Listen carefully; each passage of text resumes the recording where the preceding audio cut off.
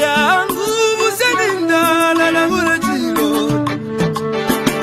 oke boze tulive na kuyalelo devyo bayeti amita pendwa ya vintu ifisume vyoto kula kuivukisha kana depochimo wimbo wa temenwa katongi abazunga batita katongi nakula kuivukisha kateka kaibuku buna kapona neseko siove pameso yangu maume baya iyaba maume iyaba maume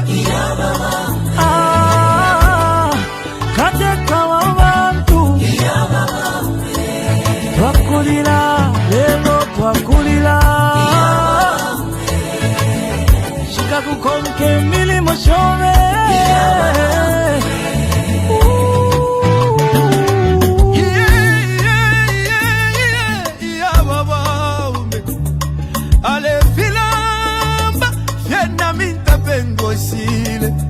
Eti kume mo pula dolole avale lilo mwingi Iseko wengi mwakwete Iseso wengi mwakwete Mwaya mwende wino tata wesu Katusi muchi mutege Wali bomba kale Lomba mwatu jatuleli lake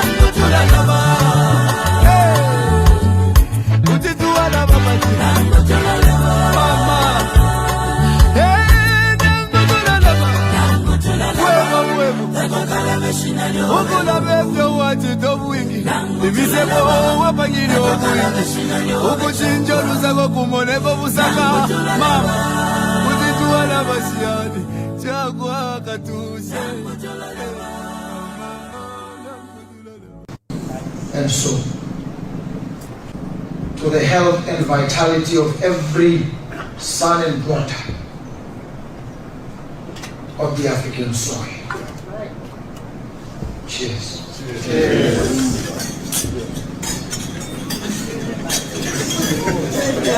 Ladies and gentlemen, I invite you to stand at attention for the national anthem of the Republic of Zambia. You can't ride your back unless your back is bent. The poet says, is this your back that is bent? Martin Luther says, folks can't ride your back unless your back is bent. So we've got to straighten up our backs, because when folks straighten up their backs, you know they're going somewhere.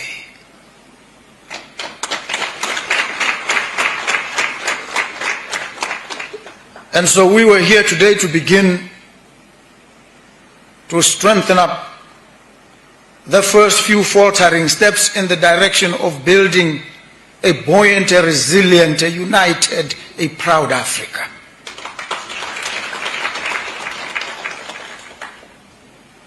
And so we met in Lusaka today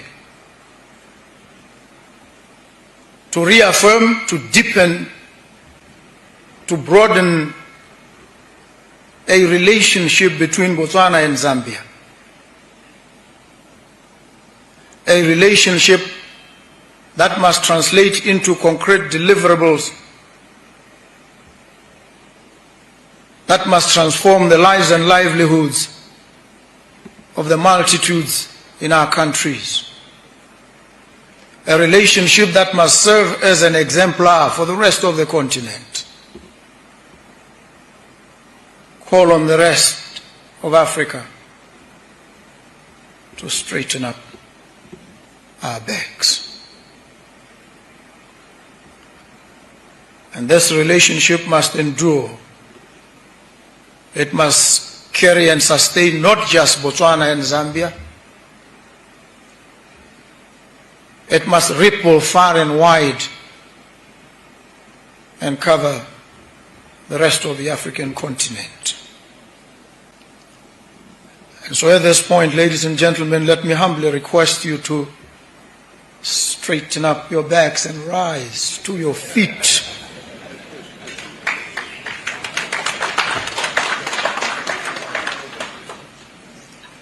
As I speak prophetic words to the African continent, we've got to straighten up our backs.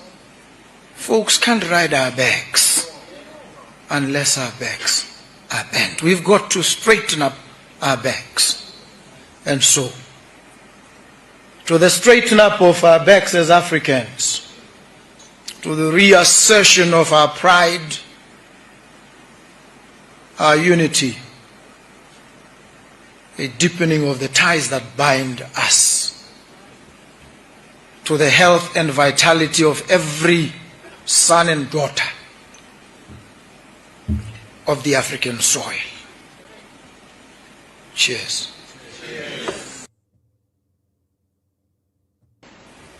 Folks can't ride your back unless your back is bent.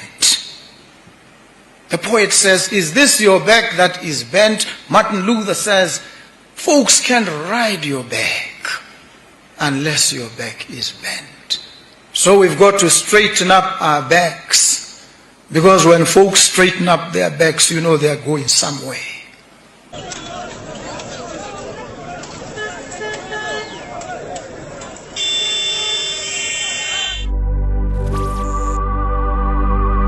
Lero bwacha bakamba mukyalo kyesu kya Zambia ekyaweka enjoy.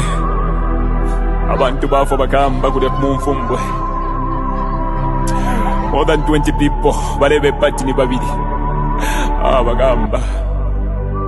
Fish to arufyanye. People have died. Mumino yabakapokola. The police killing people. Why? In the same government bagamba. Abductions have happened. Bagamba, if you're not with them, it's either you're dead or you're in prison. This government, you're going to change big man. Fish to Arfia, never come become office. Fish to Arfia. Why me? Missing. Achani Ruba Mwaicho and Dizona. Where is why me?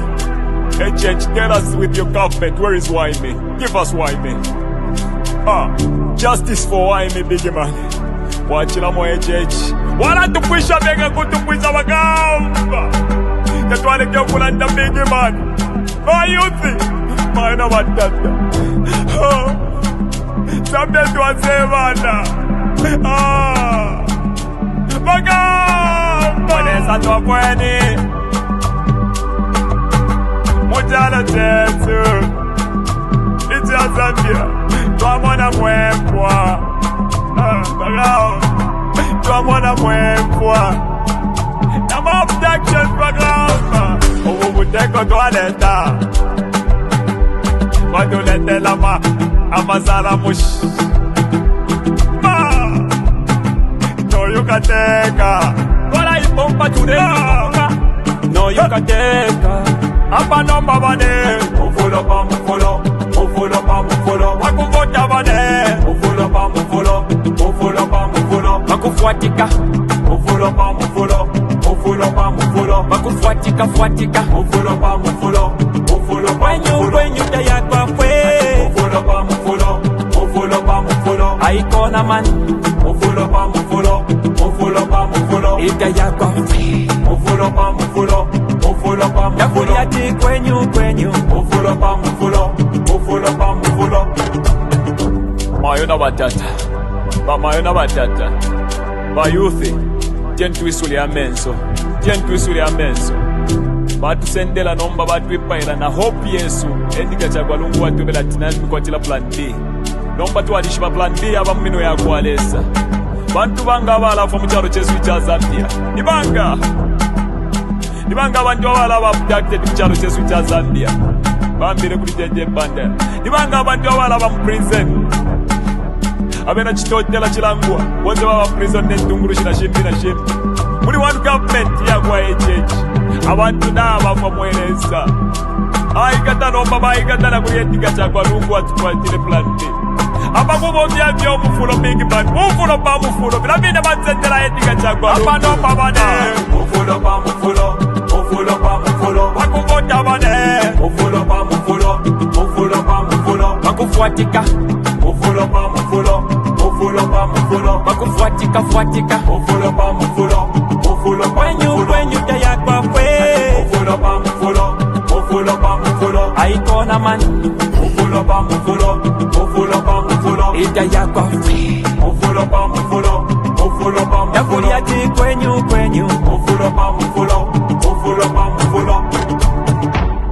HH does not mean well for Mother Zambia. Zambia to Asebana, this is not the Mother Zambia that we were left with by our ancestors, our forefathers who fought so hard to liberate us. Dr. Kenneth Kaunda, Nalumino Mundia, Mama Julia Chikamoneka, Simon Mwansaka Pwepwe, they fought so hard to put this country on the map, to put this country where it is today. No man would destroy this country because we believe in unity. One Zambia, one nation, and we shall together we will change, and we are going to change this government. Folks can't ride your back unless your back is bent. The poet says, is this your back that is bent? Martin Luther says, folks can't ride your back unless your back is bent. So we've got to straighten up our backs, because when folks straighten up their backs, you know they're going some way.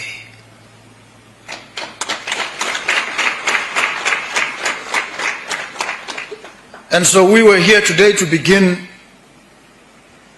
to strengthen up the first few faltering steps in the direction of building a buoyant, a resilient, a united, a proud Africa.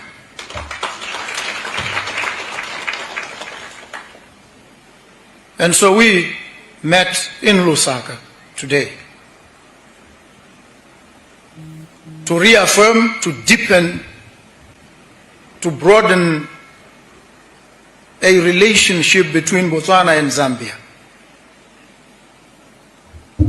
A relationship that must translate into concrete deliverables, that must transform the lives and livelihoods of the multitudes in our countries. A relationship that must serve as an exemplar for the rest of the continent. Call on the rest of Africa to straighten up our backs. And this relationship must endure. It must carry and sustain not just Botswana and Zambia. Thank you very much. Saturday, the 2nd of the new month of August 2025. Welcome to today's broadcast. We are doing something unique. We are launching the Emmanuel Mwamba verified Diaspora Forum.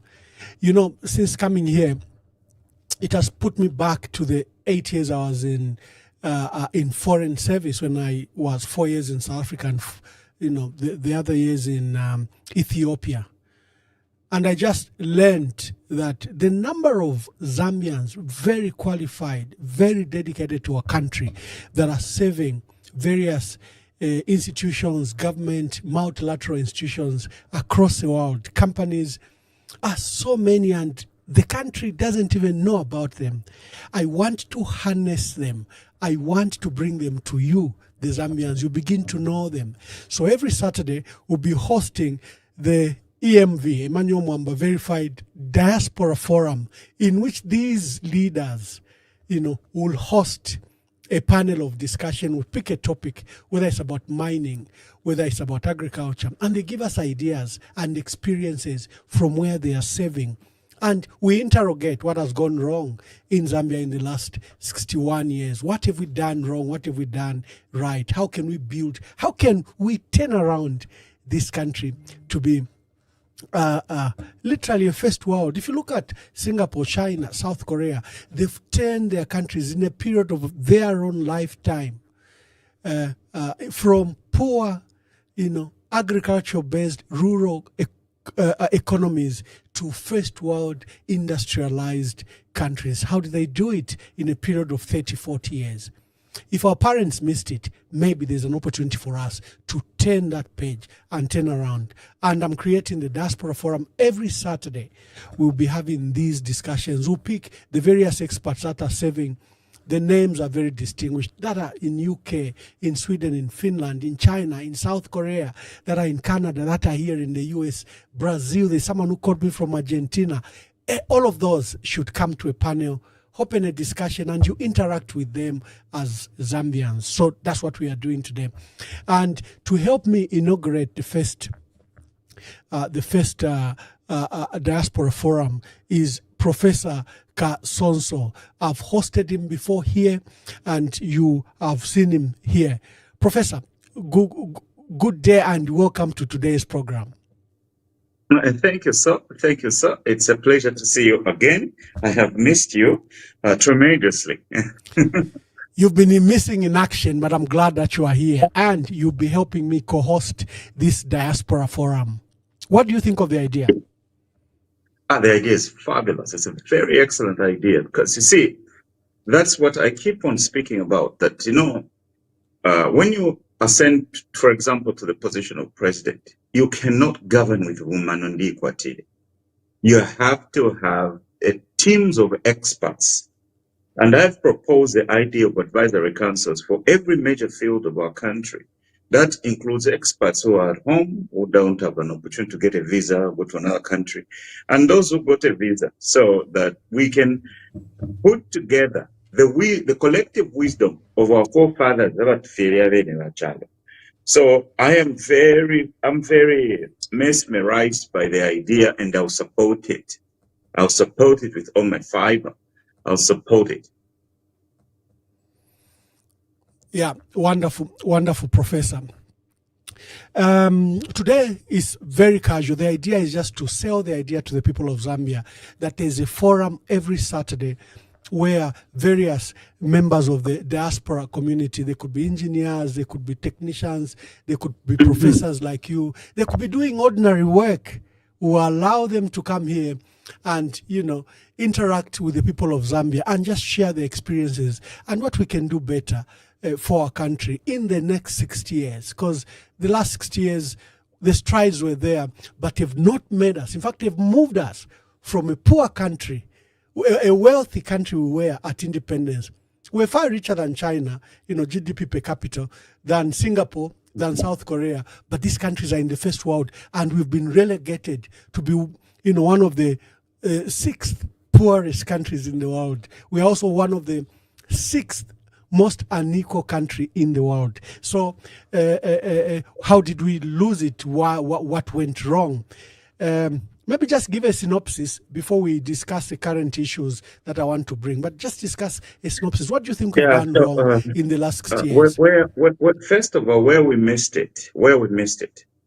When we took independence, what we did was to throw out the other people out of our country.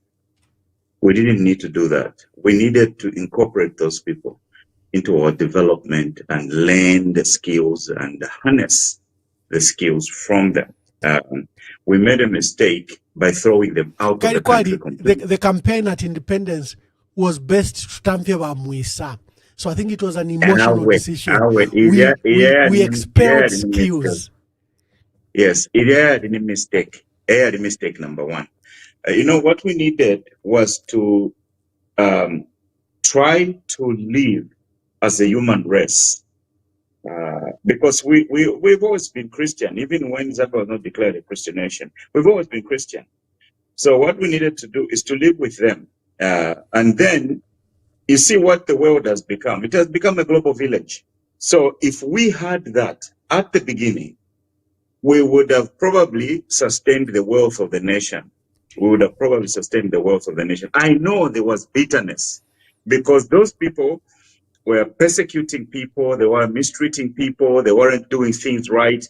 There were those mistakes. But what we could have done is within the camaraderie of the human race, we could have integrated them into a way of life. Because that is a fallacy. When people leave their countries and come to live in your country, it doesn't just mean they like your resources. They also like living with you, living among your people. If you go back, because me, I grew up in a missionary family. The Kasonso name is well known in Northwestern Province, and we are the founders of the Evangelical Church. Even on my father's mother's family, in Mutanda mission, we founded that mission. Yes, in fact, there was an option to call me John because my father's grandfather was a John. My middle name. So there was a shift. I said, no. I like the story that my mother read about me, about the guy who discovered the English Canal. So they gave me John's when I was 6. So what I'm trying to say is that all the families that lived well with the missionaries, their welfare was improved. Nanguni kuchika tori kuri kubigwena mayoko na ile kusampya. Bonse ba mama Sophia bali pepali kolona yaba katolika na Father Leo. Their lives didn't look the same as those who didn't come to church. So what I'm saying is the first mistake we made at the founding of this republic was to kick out the people who founded the nation. We weren't a nation. We were a group of tribes living in hills and whatever. We were hunter-gatherers. So that is the first mistake we make. We cannot make that mistake. Even if the Chinese come and they are in large numbers, let's not make a mistake of throwing them out. Let's not make a mistake of throwing them out. Why? Because they bring types of skills. Professor, that's a very powerful point. Because what we did in 1964, we began, the Mulungushi reforms, the material reforms to industrialize and Zambianize the financial, industrial, and manufacturing sectors. We formed Mindeco, Indeco, Findeco in those lines. But like you are saying, the Zambianization program maybe was done out of national interest, but not business sense. Because as soon as we kicked out those that were qualified, that were skilled, we created a gap. And unfortunately, this trend has continued. 1991, we got a new movement that was dissatisfied with what was happening. There was an attempted coup, there were food riots, the country was on its knees, it had a $7 billion debt, yet the country's economy was the size of just, I think, $3 billion. It was a big overhang debt. So yes, there were problems, but what we did is we threw out all unique policies, everything socialist, we threw them away and took liberal policies. Again, you see, PF also abandoned some policies of the MMD when they came into office. Ichilem has also done the same. Again, he has abandoned everything that the PF were doing. What we did, Ukutamsha independence, every government seems to have, we don't have national documents that are followed up per latter. It's like there's a new start with every new government, which is one of also the key mistakes. Yes, if we are to do that, Mwamba, my ambassador, my favorite ambassador. I actually have to add, because my brother is my favorite auditor, but my favorite ambassador.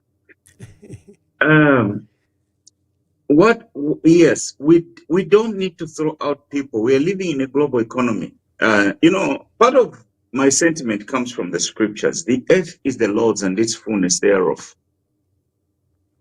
You know, umuntu ngakupela life. For example, I've lived in this country almost 20 years. Almost 20 years. I've lived in this country. Ero nchinjapo fina bape ndefo kuchinjapo kuno ninkupata ndefo kuyako kumbi ndefo kununga kuna kusana Antonio ombwekere ku Maryland. Umuntu afira kwata flexibility in their life to live where they want to live. So much Chinese ngana vesa mkupa na kashiyeso. Tuilaba fundu kila tisentu bata firo tukekala buno. Nifida bale yimba panshi ya chalo. Efo tufire tuwakanya. Iwe wana tula tuwabane. Tula tuwabane. That is what we're supposed to do. We cannot throw out.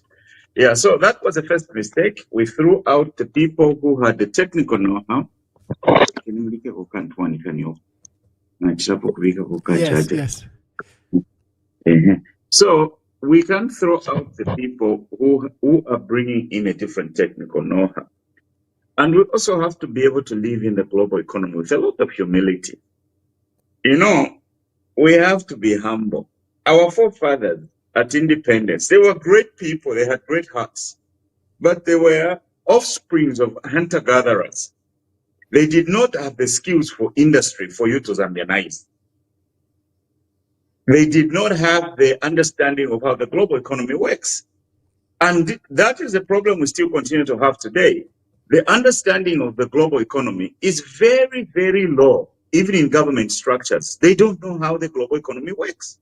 That is why the currency does not recover. The currency keeps going down because people don't understand the global economy. They don't understand the flow of money in and out of your situation. How are you going to govern yourselves like that? Then they make independence meaningless. Me, I like always to go and join my friends in a Sidiki who to celebrate independence. Why? Partly, I like nganifika ku situation abanandi balela ndaze English ekisungu kya kusamba chanali ebwa ekabi kukonso kutule bomba kutule chashani to ngala fena abasungu and stuff like that. But when you go to those groups, you find people speaking the same English as you. Njita is English, Zambia English. You don't freak out no matter what. You know, that is the love I have for my people, for my country. But we need to make decisions that are good for our country, that are powerful for our future, that are potent for our destiny. That is what we need to be doing, Mwamba. That is what we need to be doing. We, you know, for example, Navasango Mugodi ku Kikonge ku Kumufumbo. How are we going to harness that?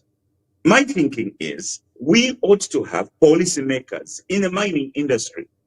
Like I've been a Brave Kachusha running on mines of South Africa. Why don't we have advisory councils where a Brave Kachusha Pangama policies? So if we have those type of people, because I can't know all the people. You know, when I came to the US in 2022, I met a community of Zambians based in Arizona. There's a university, I think Tampa University, that teaches metallurgy, and it has a traditional relationship with ZCCM, the old ZCCM, not ZCCM. And there are many Zambians that ZCCM sent, and you know they live here, their families are here, but they run economies across the world. They run economies in Russia. I mean, they run mines in Russia, in Argentina, in Peru, in Chile, here in the US. There are some in Canada, Zambians in Australia. So this idea that we can't run the mines, we have to depend on foreign investment, and even the foreign investment bring their own expatriates. You know, like what Vedanta did, just brought literally his entire village into Chingola. You don't do that. We have our brother who's running the Senegalese mine, Gunasri, and the number of security officers, I think someone gave me a number of 500. That is transfer pricing, because he could be lying on the books that is paying them maybe $3 or $5 or $10,000 a month, but that forms transfer pricing, like what Vedanta was caught doing under KCM.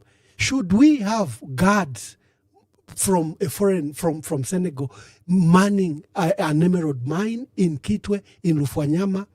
So there are things we are doing wrong. And when I see about these Zambians, and that's why we've created the Diaspora Forum, they are running big mines across the world. You mean we can't run our own mines?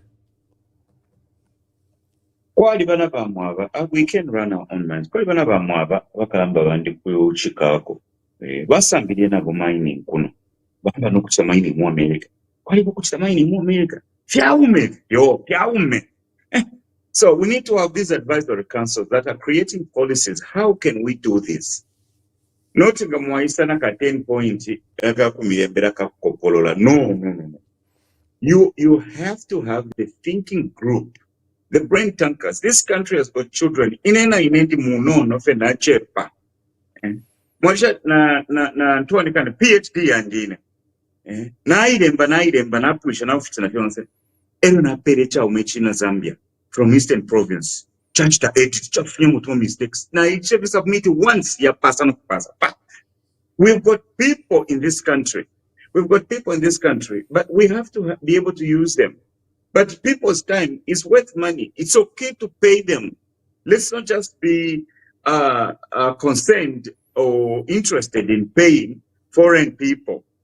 We can even pay the children of the soil. They can fly planes, come into Zambia, help create the policy. Mining at Waita discover, Kuchitashani. That's what a mining policy. Let's go to the parliament and change the rules. Let's go to parliament and change the rules. What should we change the rules to?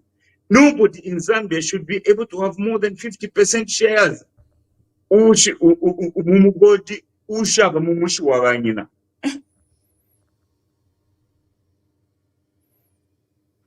You were telling me a story.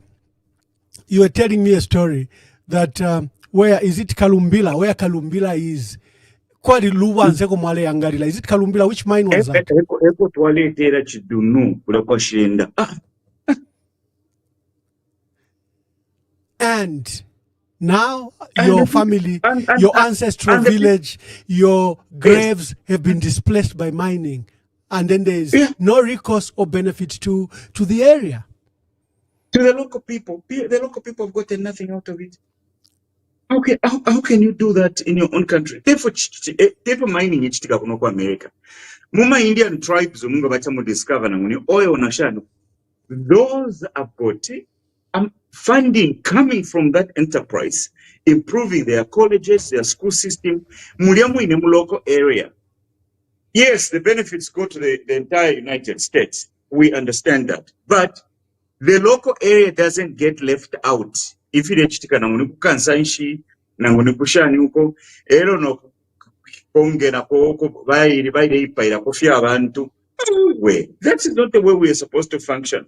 So that is why you need to bring in these experts who are operating in the global economy to bring in their techniques and technical know-how, research-based solutions to fixing the problems of the country.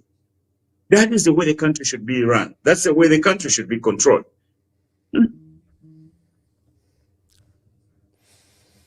You know, when I served in South Africa, I visited, in fact, I took a number of dignitaries, members of parliament, including Honorable Nixon Chilangwa, in Mahikeng, as they call it, Mafikeng. It's written Mafikeng, but it's pronounced Mahikeng. The tribal chiefs there own the mines. They are co-owners. You know, you have a royal family that have a 60,000 stadium, and the Protea Hotel there is owned by them. They have a stadium, they have 2 hotels. Why? Because of direct benefit and shares. While the mining companies in the area, there's primary focus on them. You know, there's a tribe, they say the richest tribe in the world, the Ngai Tahu in New Zealand. Nestle, the company that does dairy products, milk and milk products, you know, has land where they do all these dairy products in their area. And they gave this tribe shares, you know. And now over the last 30, 40 years, the tribe is one of the wealthiest in the world because that investment that is recouped every year has been invested in tourism, in fisheries, in properties, in forestry, and everywhere. Our people, it's not a fallacy that the people where the resource has been found must benefit. For us, they are workers, and they even beg for any benefit. Our chiefs die, they can't even be taken out of the country. Really, these are the policies I'm saying. There are things we can learn from you people, you professors, you doctors, you engineers, you people that have lived in the diaspora, and communicate to our country that it can be done. Na numukana mukoko ya muma kombe ya mfumu. Na likere kuna ine kujera mupe pina Dubai na kuwa budadi kuruweizi. Bali ama sheiks bali sheikh Sheki Muhammadi Bineo Zaedi Chanchani yuko. Mfumu shati fiyarirwa. But kulioko baya mukuimba oil. Eba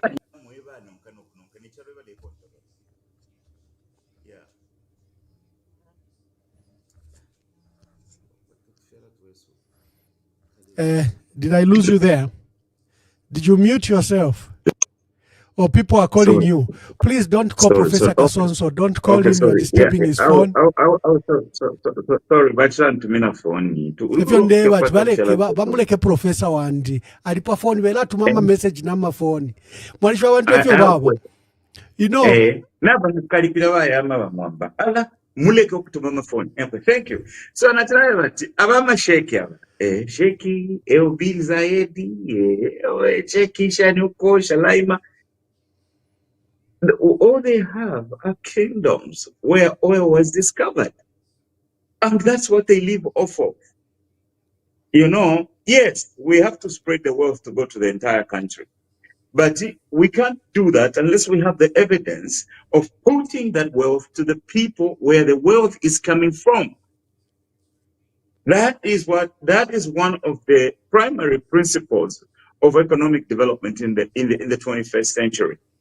You have to be able to share the financial benefits of the wealth of the village, the wealth of the region, the wealth of the area. I am not amused with us going to the nation and telling them, no, first quarter minerals are the ones who are paying, are the ones who pay the lion's share of the money we use from taxes. First quantum minerals, shirendama bale funya kwa nyina. First quantum minerals, shirendama bale funya mishia wakaonde. Mention the people. You even forget them. You don't even mention that we are enriching our nation and saving our country because I am married to funya mishia wakaonde. How can you do that? Is that even normal? So what we're trying to say is reinvest in communities, because when you dig underground, Bamwamba, when you dig Mumijia account, when you dig underground, what you are leaving are holes. You are destroying that environment. It will never be the same. So why we need those monies to be reinvested in the areas, you are developing other things that will help that region in the future after the mining is finished. Because sometimes mining doesn't last forever. Mining in the area can end. So what happens if the mining ends? Then we have to be able to move on and do some other type of life. I have always been complaining on every platform. I've said this. Chingora, Rwansha, Kalulushi, Kitwe, Ndola. All those, once upon a time, were just lumber villages. But where did they get the buildings? Where did they get the schools? Where did they get the colleges? They got them from the mining activities. But what are you doing, Mumishia Wakaundi? And then you want me to come and support my UPN at Konyu. Oh, sorry. No, I'm not politics, but you have to learn from politics. Thank you very much, Professor. To our dear viewers, if you are joining us, we are launching the Diaspora Forum, Emmanuel Mwamba Diaspora Forum. We are going to tap the resource that is in foreign lands. These are people that have settled, they're doing very well. these entities they work for, whether it's universities, whether it's institutions, whether it's governments, whether it's companies and corporations, are very proud of these people of Zambia. Sometimes a community that Zambia doesn't know. Today, we are launching their forum. Every Saturday, we'll be bringing a panel of them to discuss what can be done to Zambia. We had 60 years of our country.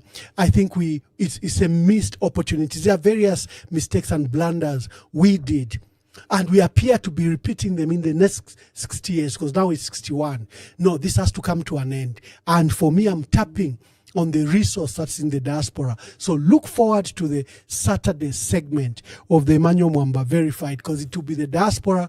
I might not even be there to anchor them. I'll just organize them and they discuss, because this one is a highly depoliticized platform. It will be a platform of professionals and Zambians just to discuss the state of our country, to tap what they've learned from where they are, where they're successful, and for them to discuss their ideas to our country. And maybe the leaders in our country, the political leaders, can adopt these ideas as best manifestos, as minimums for what needs to be done to our country. So today I'm privileged. I've been joined by Professor Kasonso.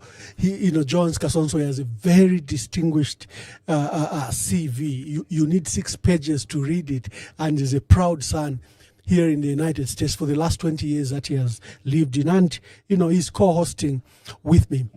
I'll go to something local. We have Advocate Duma Boko, President of Botswana, who's visiting and is a special guest for the agriculture show, the Lusaka show. He's celebrating its 97th, and President of Botswana, Duma Boko, is visiting our country. He said something very fundamental, both at State House, at the state banquet, and even at the showgrounds. But here is a clip that I must play, and I want to invite comments from Professor Kasonso, because there's some things that I want to mention about what the visit has done. Folks can't ride your back unless your back is bent. The poet says, "Is this your back that is bent?" Martin Luther says, folks can't ride your back unless your back is bent. So we've got to straighten up our backs, because when folks straighten up their backs, they're going somewhere.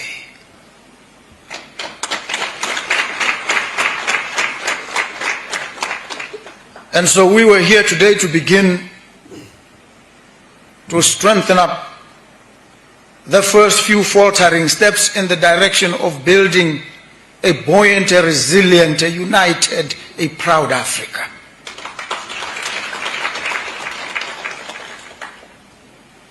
And so we met in Lusaka today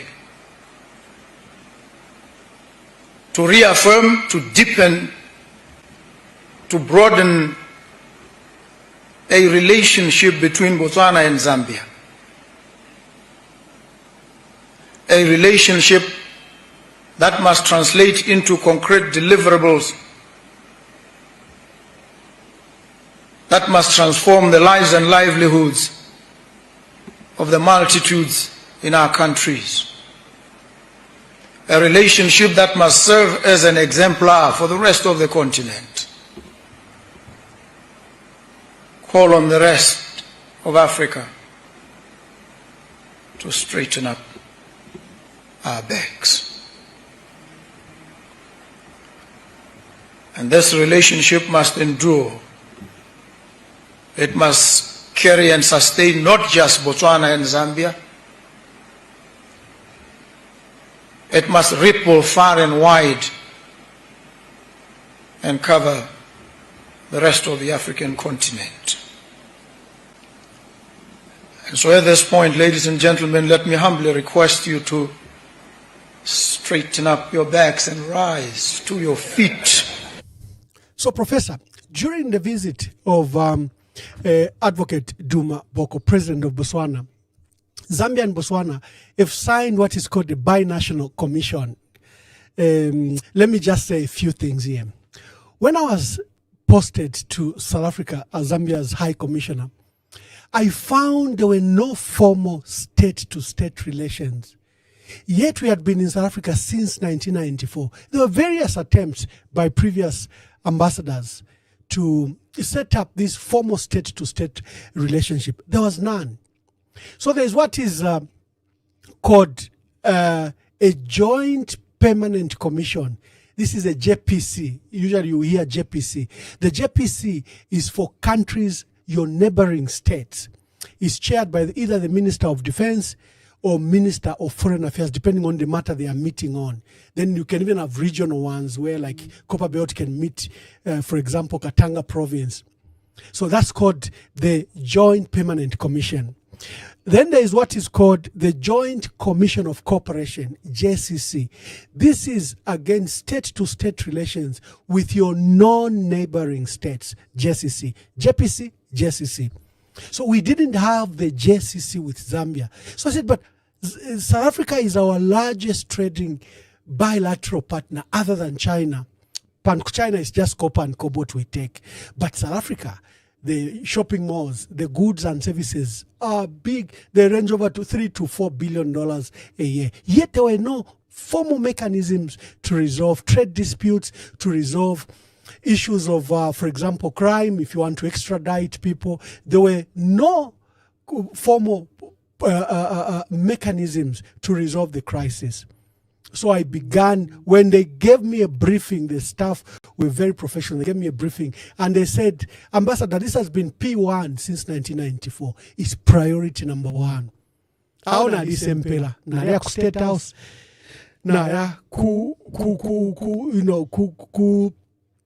to their like State House and State House Vice President's officer all in one block. I knew everyone there. And within a period of 1 year, we signed the JCC. And we later, now there's what is called a binational commission, BNC. So there's JPC, Joint Permanent Commission. There's JCC, Joint Commission of Cooperation. Then there is the highest in state relationship called binational commission. This one is unique because the people that chair are not ministers, it's the president. It's given to priority countries, for example, maybe China or South Africa, those who you will want to resolve any crisis and you want to summon all your wealth of and weight of influence. So it is chaired by the two bilateral presidents. Zambia has never had a binational commission. I can report here, Professor, that Zambia had its first binational commission because on 5th to 6th December, we held a meeting and we signed the binational commission chaired by, no, this was in 2017. The JCC was in 2016 when we got that, and then we upgraded it.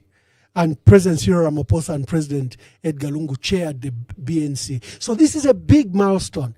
What they've done with Zambia and Botswana is, to my knowledge, the second one after what we did in South Africa to set up a BNC.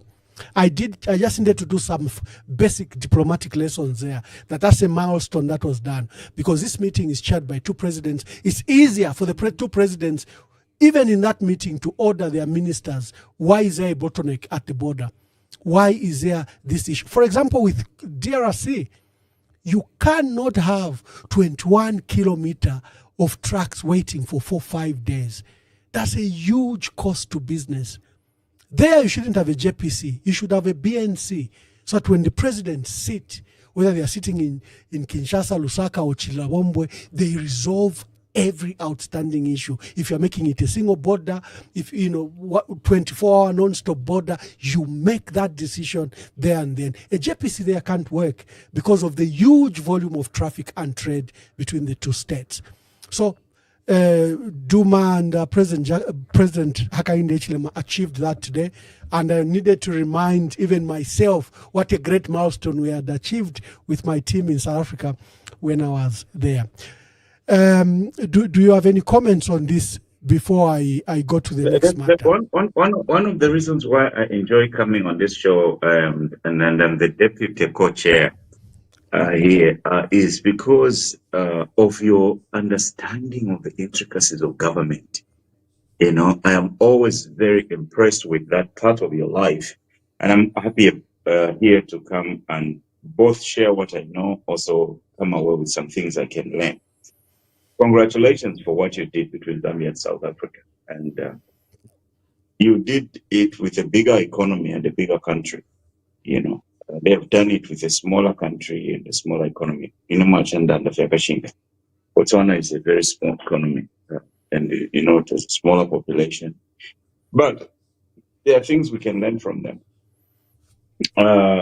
Boko, outside of this that has happened today, Boko had mentioned that he will not venture into persecuting a former president, like they are doing it in Zambia.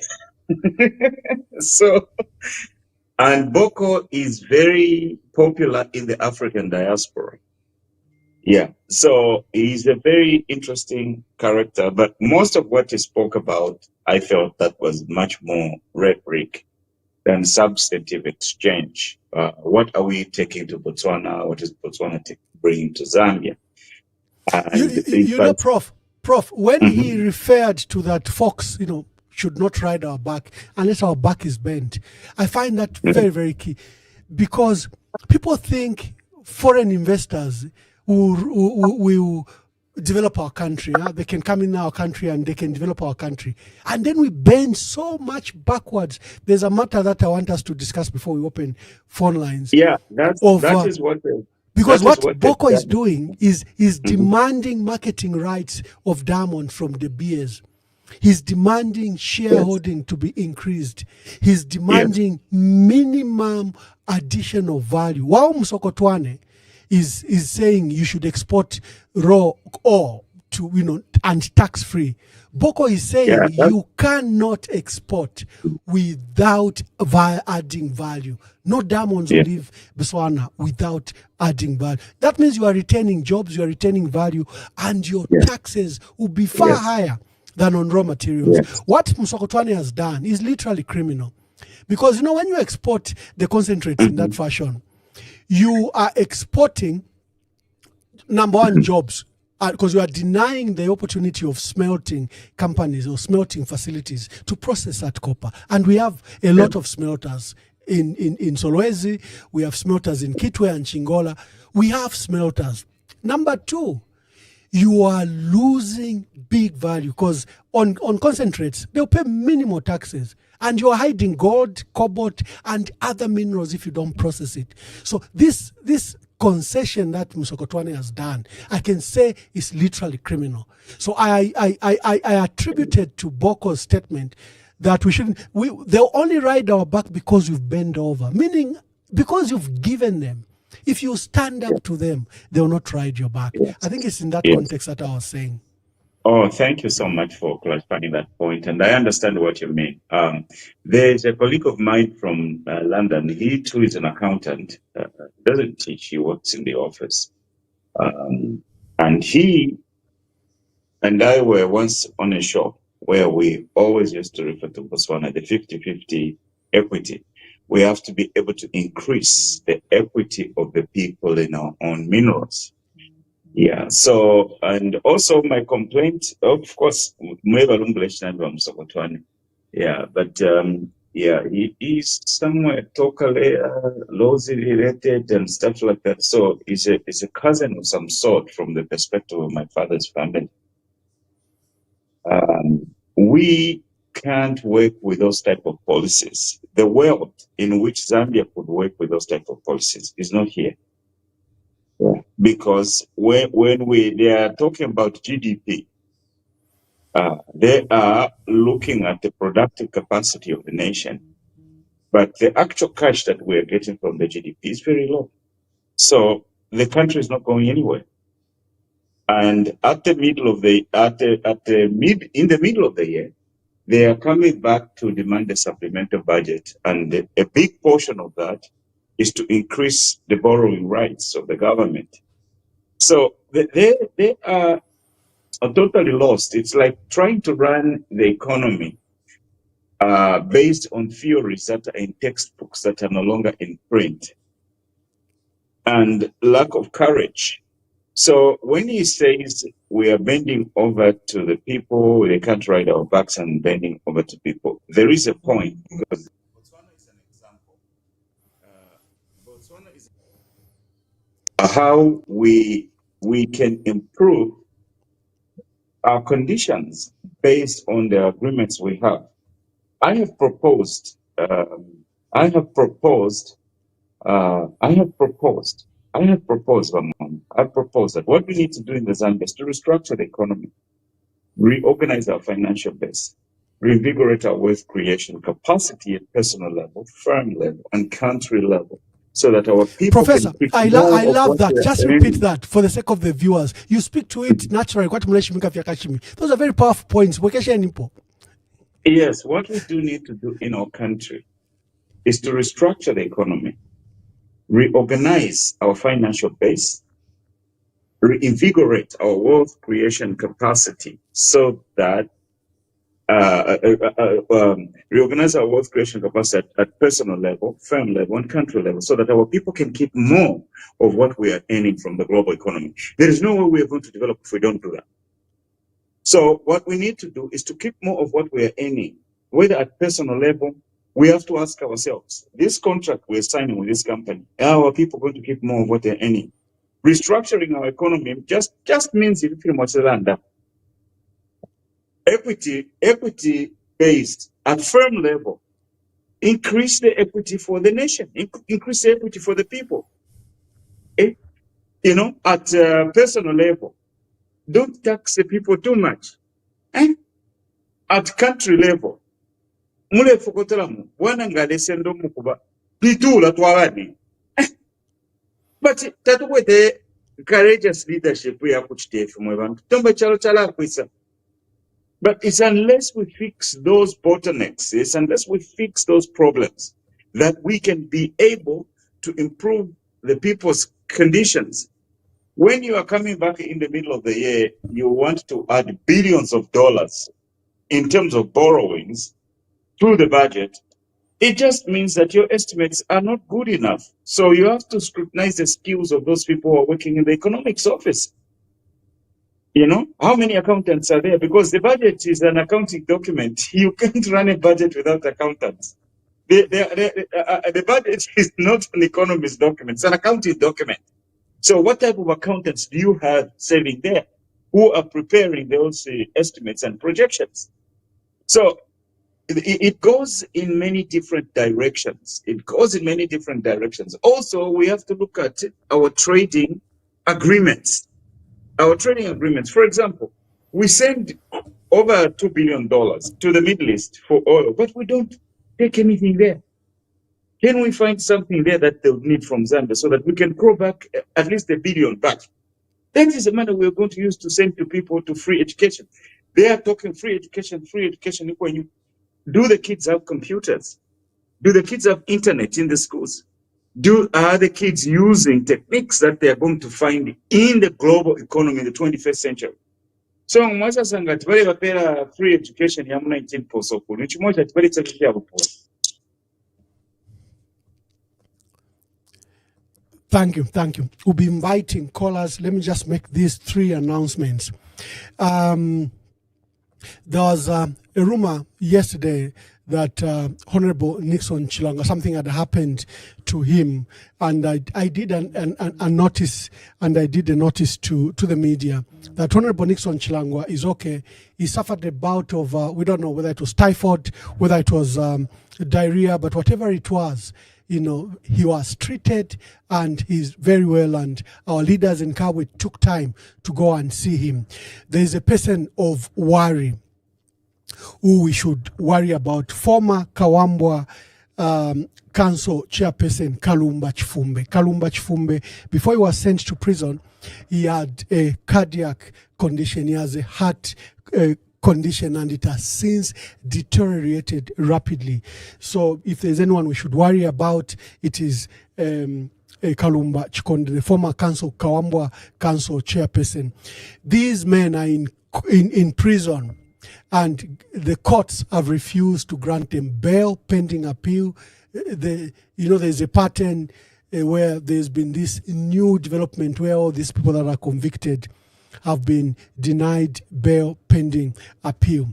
Then there are events that have happened at the Anti-Corruption Commission that are of serious worry, and Zambians, both at home and in the diaspora, must pay attention to.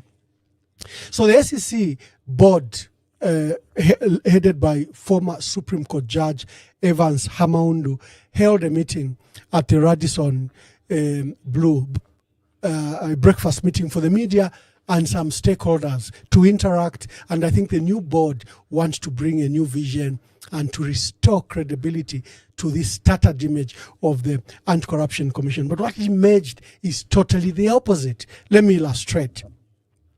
It has emerged that the Deputy Director General, Monica Chipanta Mwansa, has been removed from her position.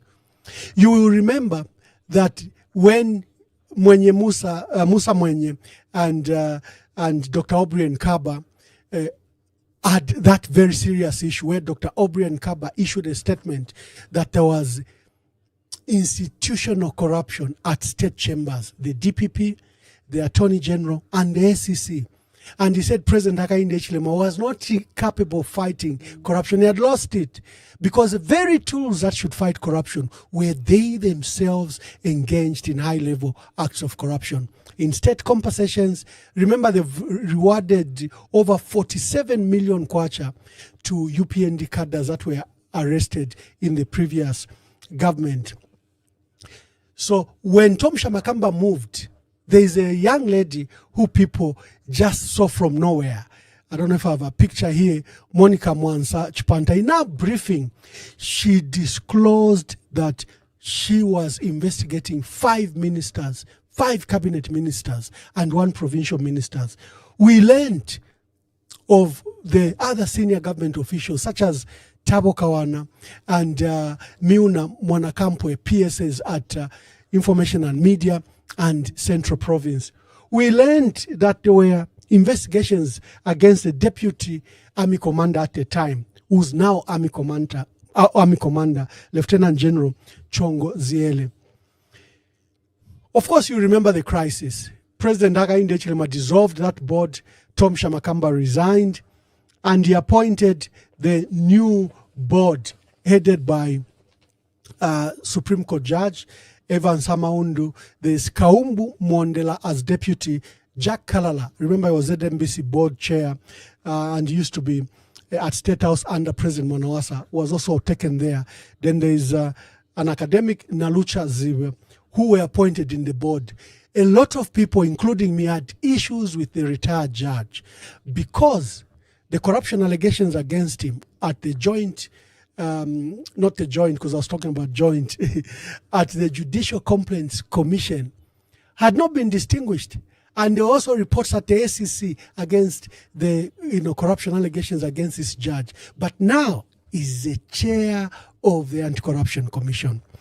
And when he comes in and then fires the people that were doing the job, you ought to worry. They have just not fired Monica Chipanta Mwansa. They've also fired Director of Investigations, Raymond Chibola. They've also removed Director of Investigations, Friday Tembo. They've also removed a senior investigations officer, Milton Siakabea. So the activities at the SEC, I think for me, are showing me that it could be a cover-up. It's new TAD. It can't fight corruption. It's part of the corruption. And it is a matter of serious worry. Another matter is that the new judge, Supreme Court judge, says we will not name the accused person. These are the cabinet ministers. When you name them, it will help the country because then the country, civil society, the church can put pressure on President Hakainde Hichilema. Why are you keeping people that are being investigated? The people from the diaspora will tell you, if there is even just a press allegation, people step aside, they resign, they go on forced leave just to allow for formal investigations. 2 years on, you have 5 cabinet ministers, a provincial minister, permanent secretary that are under investigations, and President Hakainde Hichilema has not moved them, has not suspended them, has not fired them, has not told them to go on forced leave. That's not fighting corruption. And remember, we have a lot of issues with the president. He has not declared his assets. The way he has handled issues of Mopani, KCM, Kansanshi are all of worry. So we may need to get concerned about what is happening at the Anti-Corruption Commission. They've appointed another concern. This lady is Daphne Pauline Soko-Chabu. She's a lawyer by profession, but she's a member of the UPND. She attempted even to stand. You can see her poster there. That is the one they've put to fight her colleagues in the UPND. It won't work. You have Evans Amaundu, whose corruption allegations is a senior judge, yes, justice. He was a Supreme Court judge. We shouldn't be pushing anything of allegations against him. We shouldn't at all. But here we are. The board chair, has corruption allegations at the SEC itself and at the JCC that were not extinguished. Then you have a UPND cadre, Madam Daphne Pauline Soko-Chabu, who's serving as Director General. Do you think there'll be any fight against corruption? For me, it's a matter of worry. Viewers, I'm hosting Professor Jones Kasonso is my co-host here, and we are launching the Diaspora Forum. This is be a forum to tap the resource we have in the diaspora for our people to learn back home, that we can do policies better, we can develop our country better, we can have ideas better, we can run a corrupt-free government. It is possible. And we can have ideate all these issues. I already have a first caller, and I think a member of the diaspora, and is supposed to make the panel next week. Let me declare interest. Okay, my caller will hold on. Professor, you can declare your interest. Let me declare interest. Oh, that's one. Yeah. So our private shalandepo. And two, ule mwachanda kubafunisha shamakanga. Yeah, Tom. Do you see the scratch on my eye here? Yes. Motoka yandi alifulamuke 10 times kukapiri mposhi. Ero nalifuye na mukoma for 2-3 days. Uwashitire engine ya muli ya motoka. Ali ni neighbor wa shamakanga. But the shamakanga afune kuzamteo. Bantu balishire muipane mfuti. Ero baipaira mumunanji. Pastor wa kunyo life. So ulienshi mufwa no kumufwa because mbono kwati waipaisha mumunanji. So nataka declare interest as we come to comment. No. You know, for me, Professor, let me disclose the fact. It has been very painful for me even to know names. Because most of these are people I've met. Most of these people are people I've sat down with over the years. I've been privileged to have served at very high level for a long time. There is no senior person that I don't know, even at personal level. Sometimes I even know their families and their wives. But what I have done is, when it concerns a national matter, I think they have to excuse me. I'm not malicious in any way. You know, it pains me to see that there was serious allegations against the deputy army commander. Instead of dealing with those allegations, the president promoted him as army commander. And it pains me now that we have to cast him into a light that he has corruption allegations. But unfortunately, loving the country, being a patriot, these are some of the things that have to be said. You have to say truth to power. You have to say truth to friends. You know, there was an issue of, my dear brother, it was in the newspaper, you will excuse me, John Sangwa, you know, where there was an allegation that, you know, his previous spouse apparently had some form of a leakage, and he's the first one to have taken that leakage to go and report his own wife. There are some principles you can't compromise. Sometimes you need men of that steel. So I sympathize with you, Professor. I'm not inviting you to be like me or to be like John Sangwa. And I'm glad you've done what honorable people do. You've declared interest. You have declared interest in Musa Hichilema doesn't declare interest. That's why we want him to declare his assets and his business interest, because it makes matters easier. So you have declared interest, and we will support declared you. interest in Musa Mwenye. I've declared interest in Shamakamba. I will not be objective because I'm very upset that my friend got killed. I see. Yes. And I have declared interest in the anti-daphne. So I will comment on the corruption and I will straighten up the principles. But if you see any element of bias, it's because of those elements of my connections of web. Thank you. Web I think the audience understands you very, very clear. Yeah. Caller, I think we have Mr. Patrick Chilufi, a member of the Diaspora, and I think he's making it to the panel next week. Is that you, sir? Yes, Ambassador Mwamba. I'm hosting your dear brother here, Professor Jones Kasonso. Yes, good evening, Ambassador Mwamba, and thank you so much for the wonderful job you are doing. For nothing, you're a patriotic Zambian and you're a leader. You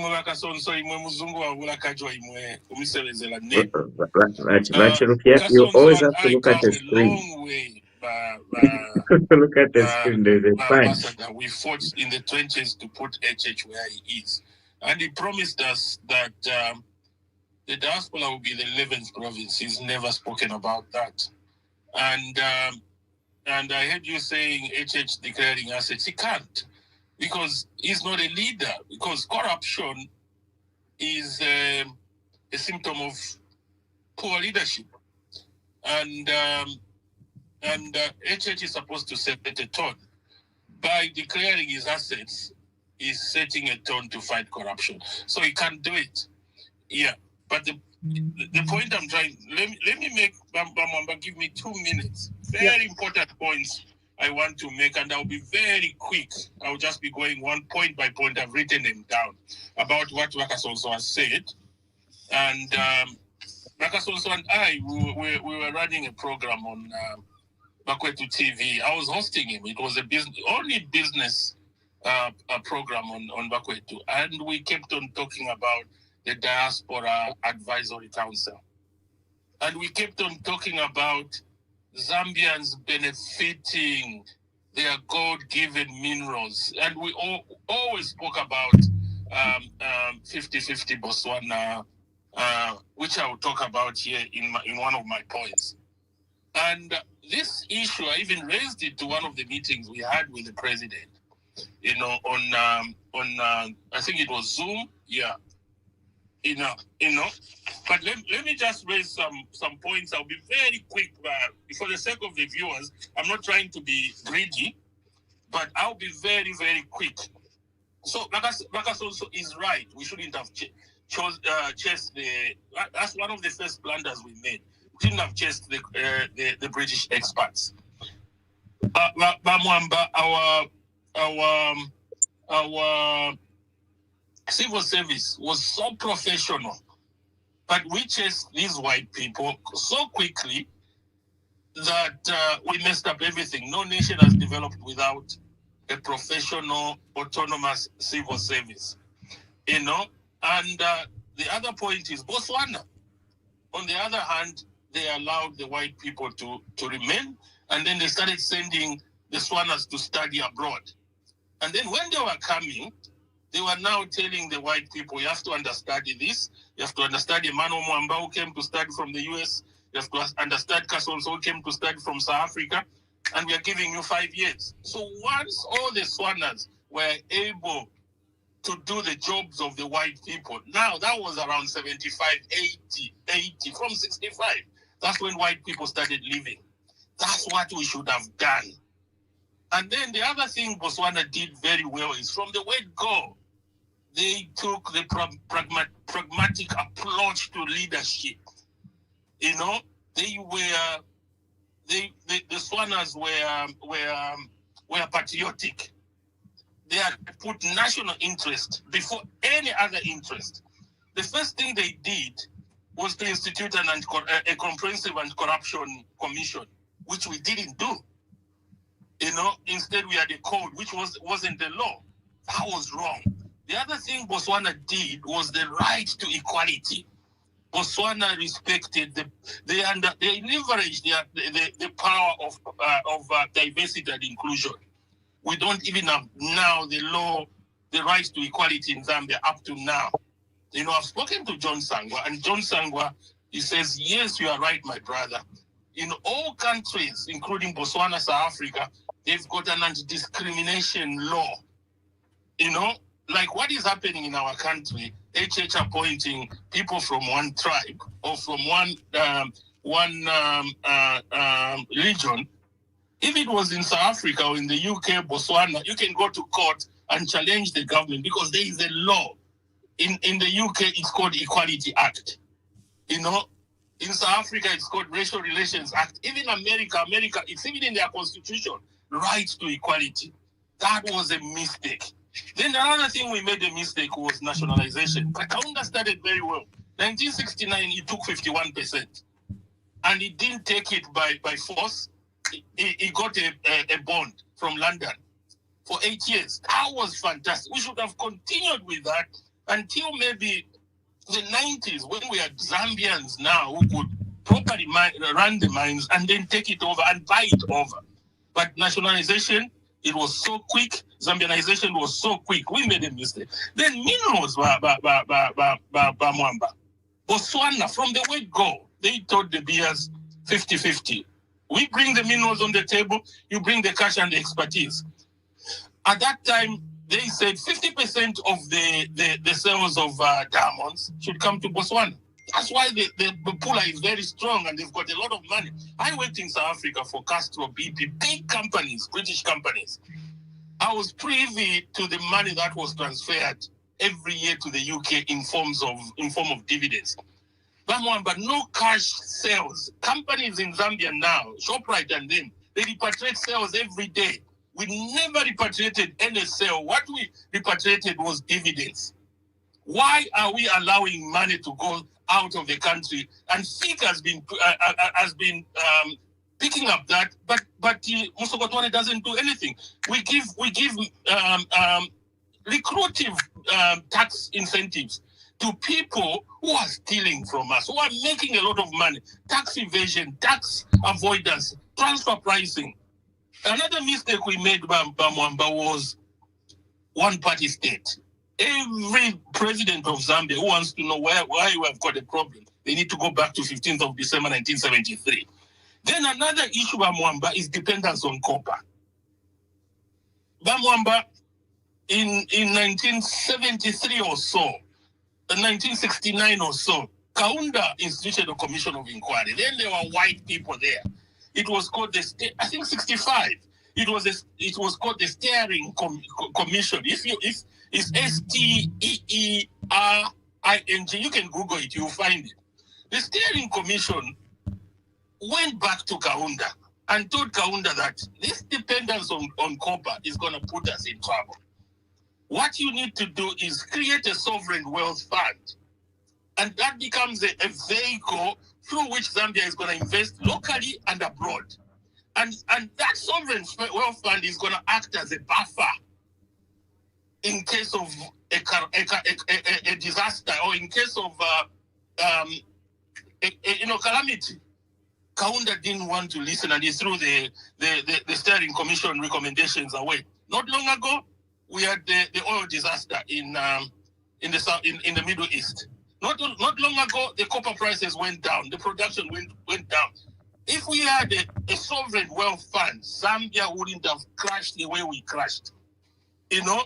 And then, Bamwamba, you talked about royalties for say, the copper belt. The copper belt should have been the richest province in Zambia. Northwestern now should have been following through. You know, in South Africa, the richest tribe in South Africa is called the Royal African family, because that's where most of the minerals in South Africa are, especially chrome. So that tribe has even created their own investment vehicle. And they are sending their people to universities, they're investing in companies. But in Zambia, that doesn't happen. Fast forward, Mwamba, you know, Botswana, we talked about Botswana 50-50. Now Botswana is saying, no, De Beers, because they were sharing the diamonds. Botswana gets the 50%, they take them to France or whatever to polish. Belgium to polish, and then De Beers takes them to Anglo-America, their holding company. Botswana now is saying all the diamonds have to be polished in Botswana. That's leadership. And as long as we cannot manage our mineral resources to the benefits of our people, as long as we don't have control of our minerals. Mwanawasa tried to create a sovereign wealth fund. Who stopped it? Musokotwane. And he started borrowing like no man's business. You know? And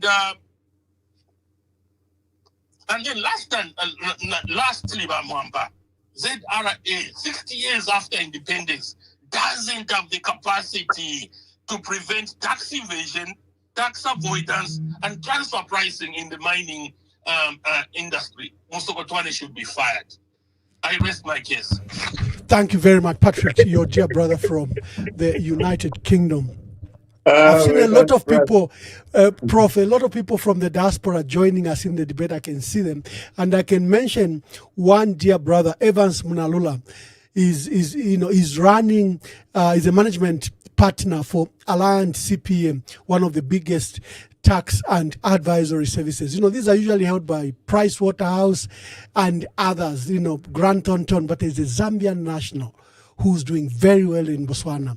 And Evans, if you are listening, I'd like to invite you, come and share your experience. Probably if you remained in our country, maybe you would not have excelled in the manner that you've excelled in Botswana. What are we doing wrong? So people like Evans, you are welcome to this platform. Come and share what we need to do. Prof, you had some things to say before, because the phone is buzzing.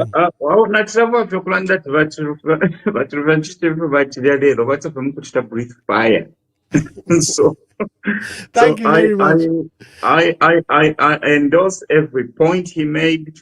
I know we spoke about these things already. He and me have been fraternizing around this. No, you are an engine room we should use. You are an engine room we should use. Let me take some more calls. Okay. Good day, and please tell us your name. Good afternoon. Good afternoon, Professor Kasonso. Good afternoon. It's morning for me. Oh, yes, afternoon. About the 11th province of Zambia. The 11th province of Zambia is the people that are living out of the country called Zambia. These are the people that have contributed greatly to the development of Zambia as it is today. The people of who are living abroad have relatives back home. They send money to send their schools to their relatives to school. They have also invested into infrastructure. I love this forum, Mwamba. This is going to make us brainstorm and see how best we can put our ideas and see how we can foster development in our country.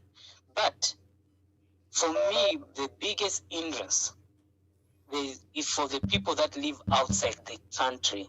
For me, I feel it has always been on the leadership. You can have ideas, but if the leader who is at the top of everything does not agree or build on your dreams and vision, trust me, nothing will happen. Then the other thing we should be asking ourselves, and this always pains me a lot, we have, look at Solowezi today. All the mining activities in Zambia are happening in Northwestern Province. But can anyone today tell me what do the locals in the Northwestern, what are they gaining? Show us anything that when they say, okay, you know what, we invited these guys to mine our minerals, they have built us a big university, there's proper infrastructure development. Nothing. And this is what pains me. Like when we have all these people and leaders in our country, we should tell them to say, look, show us what our minerals are doing for the people back home. Mwamba, I'll tell you what pains me today. 60 years out of independence. And this might look like it's a joke or it's something that we should not even be talking about, but we have maybe about 70% of Zambians don't have access to clean water, don't have proper sanitation. 60 years of independence. What are we doing? Then the other thing is, someone was telling me, and I like this idea. It's the 11th province of Zambia, the people living outside Zambia. If the government can make them to say partners in development, there's no need of us going abroad and seeking for other people to invest in Zambia. The people in the 11th province, we've got the Professor Kasosos, we've got the person who just called from England, many other Zambians, established Zambians. And these are people who have got mindsets. If they are involved in the development of Zambia, we don't need investors, because the 11th province of Zambia, who are the people living in abroad, can manage that. Thank you, my brother. You don't have to delay there's a key point that he brings out. You know, the bulk of foreign investment in Ghana and Nigeria comes from the Ghanaians and Nigeria in the diaspora. If we have our leaders that just when they come to visit you, they tell you, come back home. No, you are generating wealth. Nigeria receives up to $5 to $10 billion from the diaspora, their own national sending. India has been developed by the Indians scattered across the world. The diaspora are a big resource. If we're in Zambia, as if it's unpatriotic to live abroad. It is not. It's a resource we must harness. Hello, caller. Please tell us your name and where you're calling us from. Oh, Enditayama. Mkwai. Yes, please make your contributions.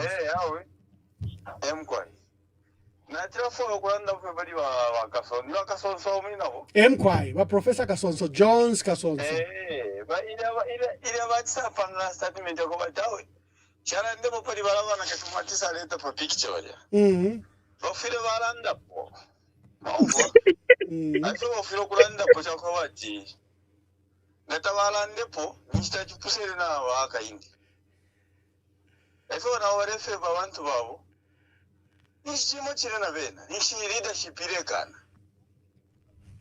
So when say to run the Pugana Quatechro, so Kulanda po, Balande po. Professor, you have a challenge. Are you favoring your own like Hichilema is doing? Is that a symptom? Nepotism.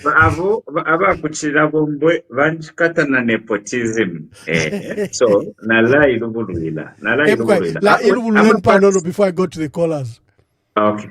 Ama challenges in Puerto Rico, information directly. Ero nachi umfapa ya pain. So deti mbutu kirepo. Echo nachilanda. That's number 1. 2. Lechi nachikano kubutukira pocha bati. Ngashikwe ama facts. Nashaye mukuitiro muto walupwawe. Awe tumunjerere kona rifungwa wino. Inena makusanfia na kusorwezi. So na it's a combine in terms of shiriki. Thank you, Professor. Let's take the other calls. Hello, caller. Please tell us your name and where you are calling us from. Okay, anonymous. Good evening, Ambassador. Good evening. Good evening, Professor. You can hear Good you. evening. Good afternoon.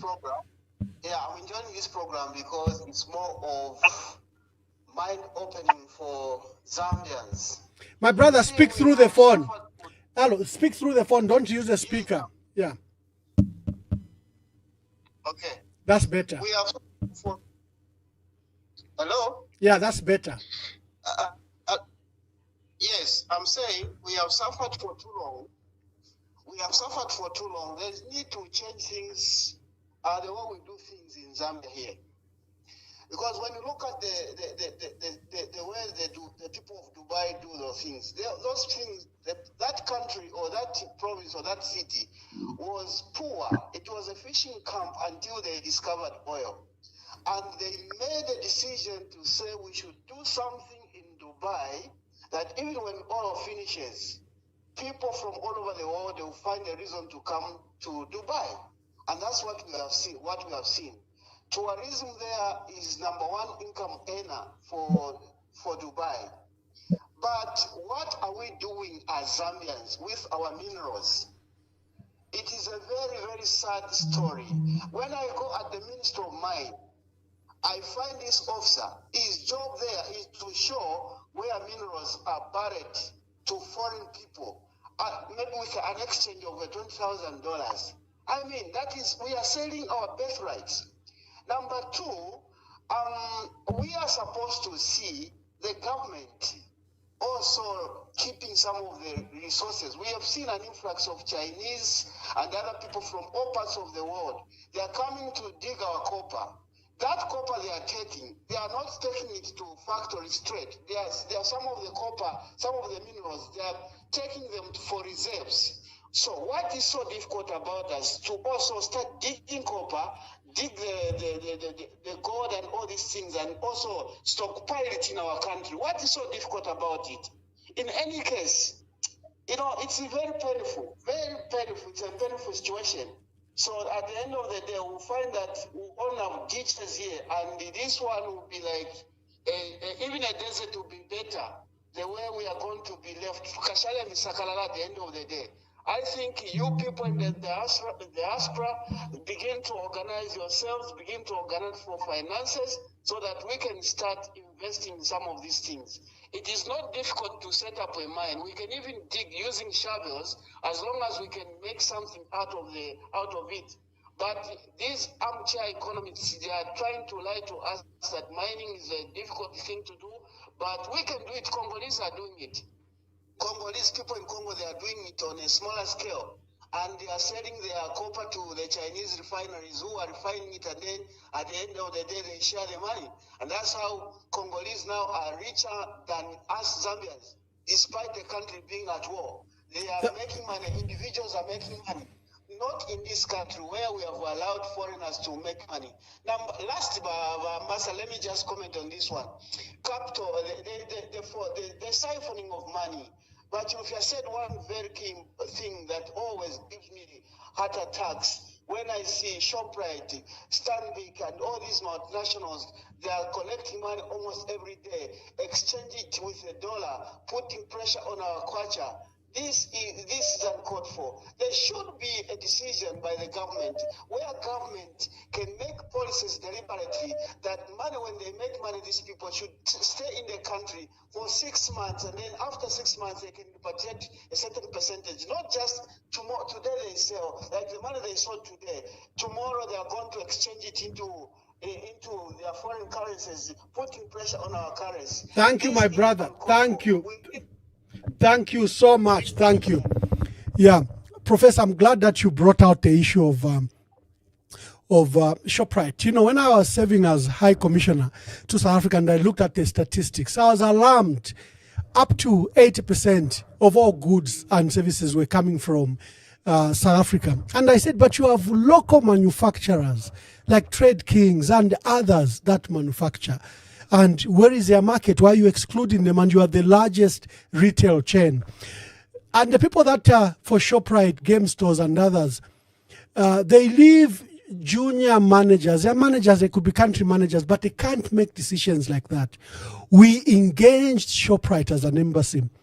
By the time I was leaving, I think only 42% of goods were coming from South Africa, up to over 58% in a period of 2-3 years had transformed, were coming from the local market in Zambia. It can be done. You can engage. In my little space as ambassador, I managed to do that, you know. So that's the purpose of this forum, is that it's not impossible. It can be done. What's standing in the way is usually just a network of corrupt people that use state and policies to deprive the country of state resources. I have no excuse for Deborah, for my dear uncle, was to become Sokotwane. You cannot have a man. The country is earning $600 million in 2008. Maganda is fired, he comes on. The very windfall tax, he goes for it and cancels it, abolishes it. And then he accumulates a debt of $3.8 billion within a period of 3 years. He comes back 10 years later as minister. There is a non-deductible tax, mineral royalty tax. In 2019, it earned us $1 billion. In 2020, under COVID, that tax earned us $1 billion. In 2021, 2022, that tax earned us $1.1 billion. He comes, he abolishes that tax. He says he wants to give, you know, to free these taxes away from the mining sector so that they can invest in the mining sector. And the income tax revenue from the mining sector dropped from a $1.1 billion to $300 million. Is that coincidence? I wanted, when I made these facts the first time public, I wrote a formal letter to the minister that said, I want to interview you. I want you to come to the Conversation podcast. You need to explain to Zambians how every time you're a minister of finance, you accumulate debt and then you deprive the country of millions of dollars of resources. Sorry, wa Professor Maton Tonkanyo yandiayo, but nemonga mrefu kulanda po kimu alanda po. Na chukwa seko mwachita tinumwachweta tinuwa yama wenu. Yodwa yama. Bamusokotwani. I've made my point clear. We cannot run the economy on principles from textbooks that are no longer in print. You know, we need to reach a point where people must be able to go to advisory so that they can tell us what they did. Yeah. And then we can be able to move on and carry on creating policies that are in keeping with how the world is moving in today's arrangement. Numbers don't lie. If one policy gives you more money than the other policy, of course, you have to go with the policy that is giving you more money because that is how you can avoid debt. You know, so revenue generation, WhatsApp,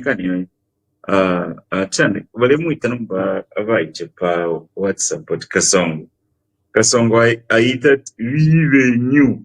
It's supposed to be revenue, but I eat that revenue. Gatamuko te revenue. I like also, you know, he can't say digital, he says digital. Digital. Hello, caller, please tell us your name and where you are calling us from. Hello, Ambassador Mwamba. This is Samuel. Samuel, make your contributions. Yeah. Yes, please. Yes, please. Coming to, you know, I was really touched with the way you explained out on the situation with Bamusokotwani. This is what we've been talking about. And this is what I said the other day to say, you can't have water in abundance and you are thirsty. And this is exactly what Musokotwani is. There was this other time when Hakainde was having a meeting at the community house. He had just won the elections and we were so proud listening. I was tuning in most of the time, you know, following up, thinking, oh, now Zambia is going to be something else. And then I sat down watching. Musokotwani was standing there. Hakainde was sat there and he points at Musokotwani and says, I've been watching you. You're doing really well. I've been seeing your companies. You know, those were like red flags for me. And I was thinking, what you were explaining about what this guy has been doing, his fellow Zambians would be propping up the country, doing royalties, not tax deductible, and doing other things such as having the other mines coming in and making sure they're contributing fairly to the national coffer. But you see this guy coming through, dismantling all those. And I said to myself, the president is saying he's been watching this guy. He's doing very well with the companies. How possible? What is he looking at? But if you look at what is done down the line and you see, you know, the loans that he's getting, despite having all these minerals that he can use to prop up everyone, it begs so many questions. We've got other miners such as Sparks Minerals. Is it Sparks Minerals, Sparks Mining? We've got so many other different young, youthful people doing the mining, and they are doing really well. And you have a minister sat there dismantling everything. You can't even tax because as a minister, they can pass through a policy, an SI or something, to ensure that these mines that are doing really well, they can contribute to ensure that these other small-scale miners are able to plot through as the other caller mentioned, in the DRC, the DRC is doing really well with small-scale miners. You know, they're doing very well. Samuel, quickly wind up. Musovotwani, who is just going through, prodding through, doing whatever he's doing, and nothing coming out. So that was my little contribution on that. Thank you. Yeah, let me say something. Latest decision that Honorable Msokotwane has made, which has worried. We were trying to spark debate on it. There is a statutory instrument number 47 of 2025. It was signed last month. The following companies will not pay export taxes. He has allowed them to export concentrates. Professor, remember what we said. The trouble with exporting concentrates, first you lose value because it's totally raw material. It's ore, just barely processed. You are missing the other minerals that are there, gold, cobalt, because it's just going as concentrates. Even on top of that, something that shouldn't happen, because that's the purpose of that tax, is to discourage mining companies from exporting raw copper. Raw ore, it's not copper yet, it's just concentrates. So he has excused Mopani Copper Mine, Lumwana Mining Company, Nkana Mining and Mineral Processing, First Quantum, and Luwambe Copper Mine, Konkola Concentrates, and Changa Concentrate. 7 companies under statutory instrument number 47 of 2025 will not pay export taxes. Remember 2 months ago, he excused the emerald mines that Kajem and the other Kajem and the other mine, they will also not pay export tax. What he is doing is that, first of all, he's exporting jobs. Number 2, he's denying value addition. Then he's taking away jobs that should be smelters, that the smelters should be doing. And we will lose $500 million. We will lose $500 million this year because of this statutory instrument. But at the same time, we are begging $184 million. We are even celebrating that IMF has given us $184 million. Yet you willfully lose $500 million from the mining sector. Professor, maybe even when I'm reading out the facts. I thank you so much for reading out the facts. And you see, the way it is, the old-timers' understanding of money is actually out of whack. And that's the problem we're having here. So I can't help but think like my young brother Mpundu.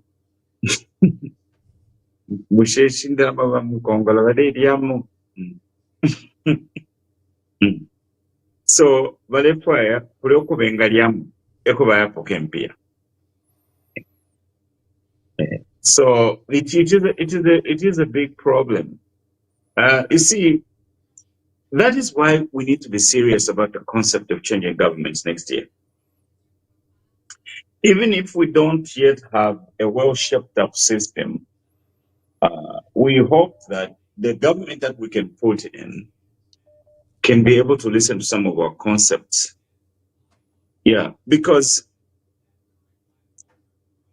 I don't know. I don't know the old man's understanding of money, and he usually is good at explaining his facts. But what we see are these deficits. It's like his understanding of money is a warped view of the world and how it is working. You know, Navasungu balalanda muchitundu cha what a bird in the hand is worth 2 in the bush.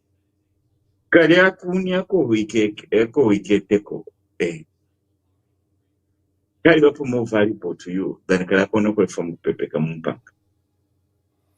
So what we need to arrive at is creating an economic policy for the country. We don't have an economic policy for the country. How are people in those offices going to function, and how are those people who are trying to borrow money on behalf of the country going to operate? We don't have that. So we need to be able to have that. So in the absence of that, thank you, Professor. Thank you.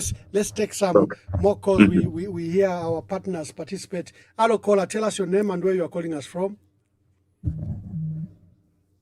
Good evening, Mwamba. Good evening, Professor Kasoso. Good evening. Good afternoon. Zambia, Lusaka. Thank you very much for this wonderful. We are learning Mwamba every day, and may God continue blessing you for bringing up this very educative program so that Zambians can understand.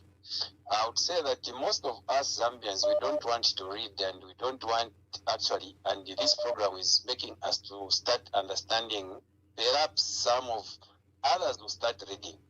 I want just to concur with what you have been saying on this program, is that, Zambia from 1964, it was first National Development Plan, then it came to first National Development Plan, to 80th National Development Plan. When you read that, you are going to find that there is an encouragement. There is a part which I like where it says that we must diversify from copper to agriculture. When you look at agriculture, is a key to any national development. Even when you look at the Bible, says that they moved, when those people who were sent 11, they went to look for the land. That is agriculture, to find land which is fertile. Now, when you look at Zambia, Zambia has horrible land. We have concentrated too much on copper and gold, yes, which is God has given us those minerals so that we can help to develop this country. But we are supposed now to concentrate on agriculture. Now, when you look at come to UPND. UPND, we thought that President Hakainde Hichilema, when he came with the 15 years in opposition experience, I expected him that they had a blueprint in which they are going to turn this country. Now, when you look at, when I just saw the appointments of, like Msokotwane, Minister of Finance from MMD, then I knew that we have a problem. So it's how he chose the team so that it can help him. If he had a brilliant idea for this country, he would have chosen people who've got wisdom, who can challenge him. But the problem is that even Msokotwane, whatever he says, they will just listen. Look at what, like you have just from saying, we are losing a lot of revenue from the copper concentrate, which now they are just taking that copper for free, the ore, which is the copper concentrate, when we are supposed to raise money and pay the credit. But the problem is that now this UPND, they are now treasuring to borrow more instead of collecting revenue from Zambians. And now today, ZRA, Zambians are under pressure through the smart invoicing and so forth, and a lot of companies are closing. Banks are also soon will start closing because there is nowhere to get money. ZESCO, when you look at the load shedding, where people are supposed to generate money, they are saying now they are going to export power in order for them to have the money which is going to save the treasure. But when you look at Zephania, I have to cut you. Zephania. Thank you very much. Thank you. 1 million jobs. Hello, caller. Good evening. Please tell us your name and where you are calling us from. This is anonymous, Ambassador Emmanuel Mwamba. Yes, anonymous. I have only a simple question, Ambassador Emmanuel Mwamba. So, ngatiwa stumbe kumsokotwani, wama sokoneza ikabwa kunkanya economy. Then why my government yoni abwe hapo yonshi lama washita aya? So imungati mangala wa president Mzambia, can you aya wa stumbe kumsokotwani? No. Honorable Emmanuel Mwamba. No, not at all. I've given the reasons. There's no justification to give a man who loses billions of dollars to our country. He loses, the man have demonstrated. And he will say that he brings in investment. But again, the policies are very bad. Because that money, for example, Chinochaka, kapena tizashita export copper ya 1 million metric tons, the largest we've ever had in the last 100 years. But it's on Ndalama Zaenda kuti. Already, they've given them, according to this statutory instrument that I've read, they are giving them free export of this copper. So how will our country benefit from it? So no, I can't give him a job. All right. So no wonder being on Pundum Parliament that they are about for question. The Shoma Diamo. The foot Professor Gasson, foot of Brazil, but I'm a Diamo. I submit, sir. Thank you very much. Thank you. We want him on this program. I've extended invitations before. Good evening. Please tell us your name and where you are calling us from. Hello, good evening. Please tell us your name and where you are calling us from. I would say my name is Engineering Mining Practice. Yes, my brother. Yeah, I'm just coming in with regards to our country. Just the past few days, the Minister of Finance had to do a new policy on the concentrate. He's exporting concentrates. Yeah. Which will make us lose a lot of revenue. So that is also a very big blow to the country of Zambia because it means exporting also jobs and other things. Mining is a complex in Zambia, so it is not activity of copper, as we always say, because mining has hidden a lot of rare earth metals such as nickel, magnesium, cobalt, sodalite, and lithium, emeralds, and also tantalum. So my biggest question is, the mining regime for Zambia should also be able to audit those minerals from the time they are extracted from the mines to the time they are processed into primary products. So the Chinese are mostly exporting blisters out of the country. So in blisters, we are losing taxes for rare earth metals, silver, copper, and gold. So I don't know when the government should have a direct policy to make sure that they have a tax regime for that. So we have what we call mining auditing.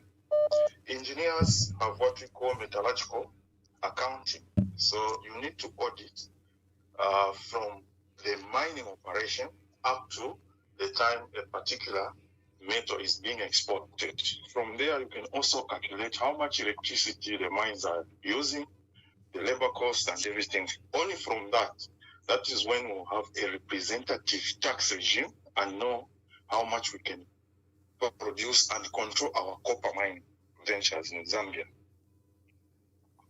Also, Mr. Kansoso, the professor, talked about revitalizing and restructuring and realigning the mining operation in Zambia. Since early 1920s, when we started our mining in Zambia, the operation is a mixed type. It's multifaceted. You need to work with everyone from the world, expertise of different tools.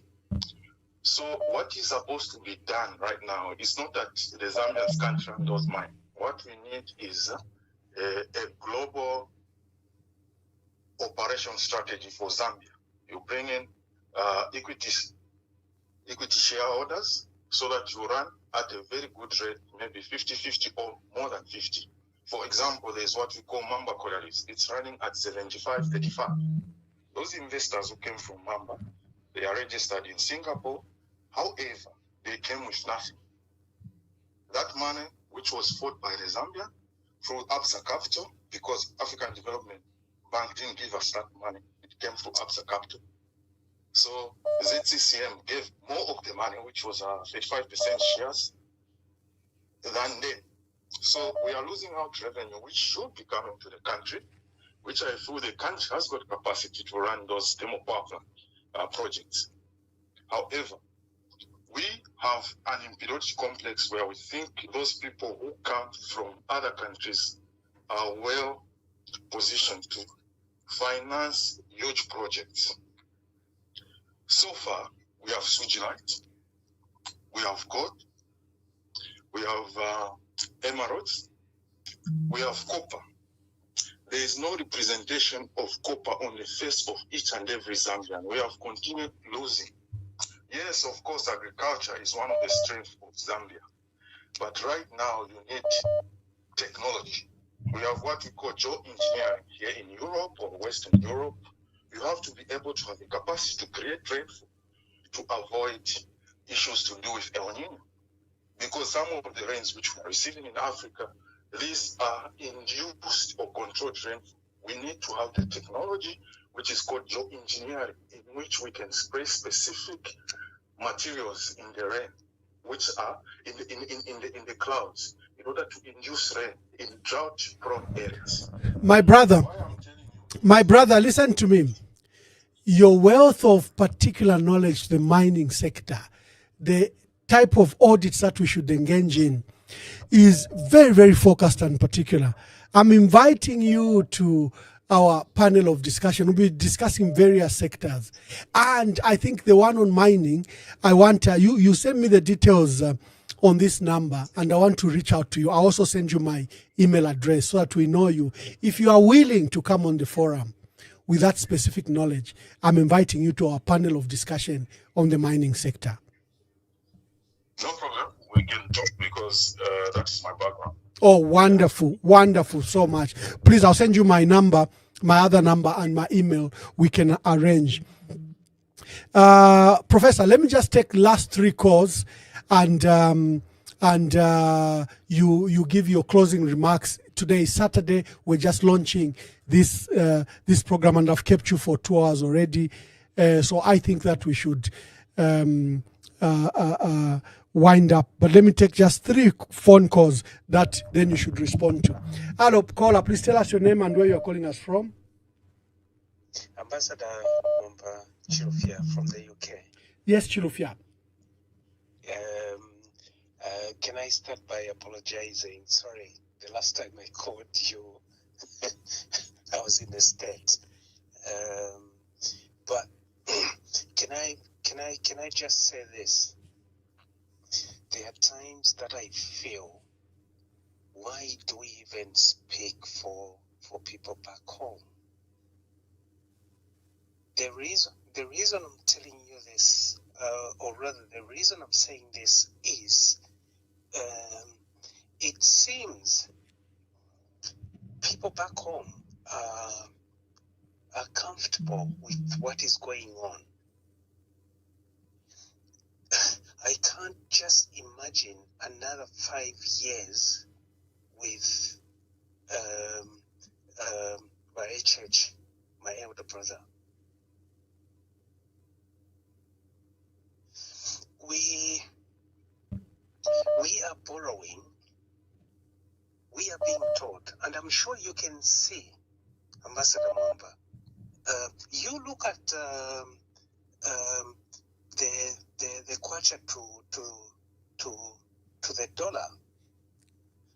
I won't even speak about my currency because it's a bit more expensive.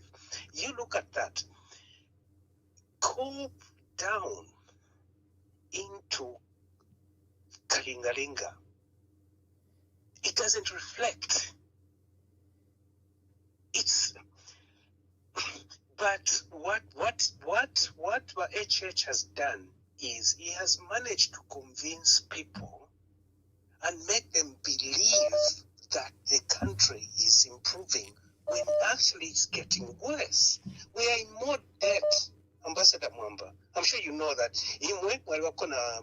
We're good with my figures. We are in more trouble than we were at the time the PF were ruling. But here we are. Can I tell you something? I think I've given up, but I'm going to vote next year. My brother, you live in the diaspora. I'm inviting you to this panel of discussion. We have to inspire hope in our people, both in the diaspora and back home. We can't give up on our country. We cannot. I refuse that we should give up on our country. This is a wealthy country. It's a paradox that we have poor people in a very wealthy country. Hello, caller, please tell us your name and where you're calling us from. this is Mkonge, Mr. Mwamba, Doc, Professor Kasonso. Sorry to say Doc, Ushe, Wakasonso, the rate wa doctor. The family na wa professor. Tualabe pushabala sabasuke. Okay. Mwamba kwena university. Ichakwalira professor inside Jason. Ushe, kwa bako system imwe mwingabo mfya kubantu abali mu diaspora. Abantu akwete kwa masambiriro ayakuru abayekara kunse ya charo fya kweba tumwa chitakama apu if you certain I don't know if it is a committee, I don't know it is a forum yaba fe full time registered kuzambia kuri apa kweba ati at least uro uteko bureteka mwa kupera kwa checks and balances leta barangira president tarangira pali kukateka mwa bo fya ko system na bali muzambia fya kweba twaba ukusaina social contract. Kwantu ifetu wapita mwefi na finsa kamika sana because inshishi benefo tuwarachita. Ushakunta inshichifia chitike fintu fya pale fya kwa bati. Mwa pera social contract ya government ile isapo. Kwa bati mwa muna fyo kwa ilero la before taira penye charo.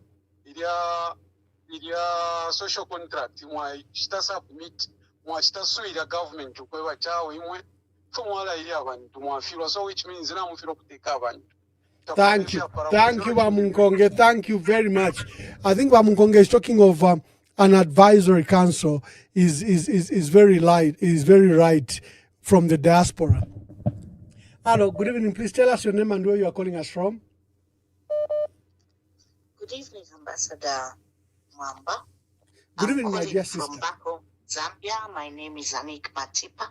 Yes, my dear sister. Yes. I've got a few questions for you and Professor Kasonso. Mm-hmm. You know, Mr. Lacuna has just borrowed 184 million from the IMF. Mm-hmm. When he was so much against borrowing of the previous government. Mm. Now, what has happened to the much celebrated debt restructuring? You know, the Zambian people celebrated so much. I remember Mr. Lacuna going all over the country with his white gloves, you know, on top of a GX, and the Zambians were celebrating, most of them not even knowing exactly what they were celebrating.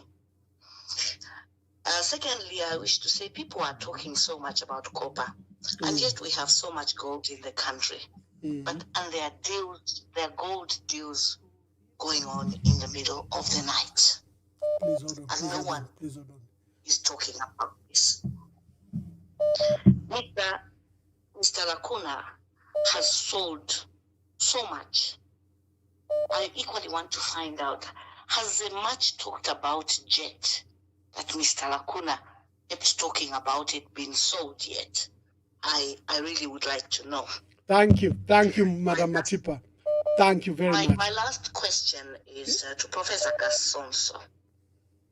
Your backway to TV was so robust in its campaign to remove the past government. Sometimes so vicious when you were starting.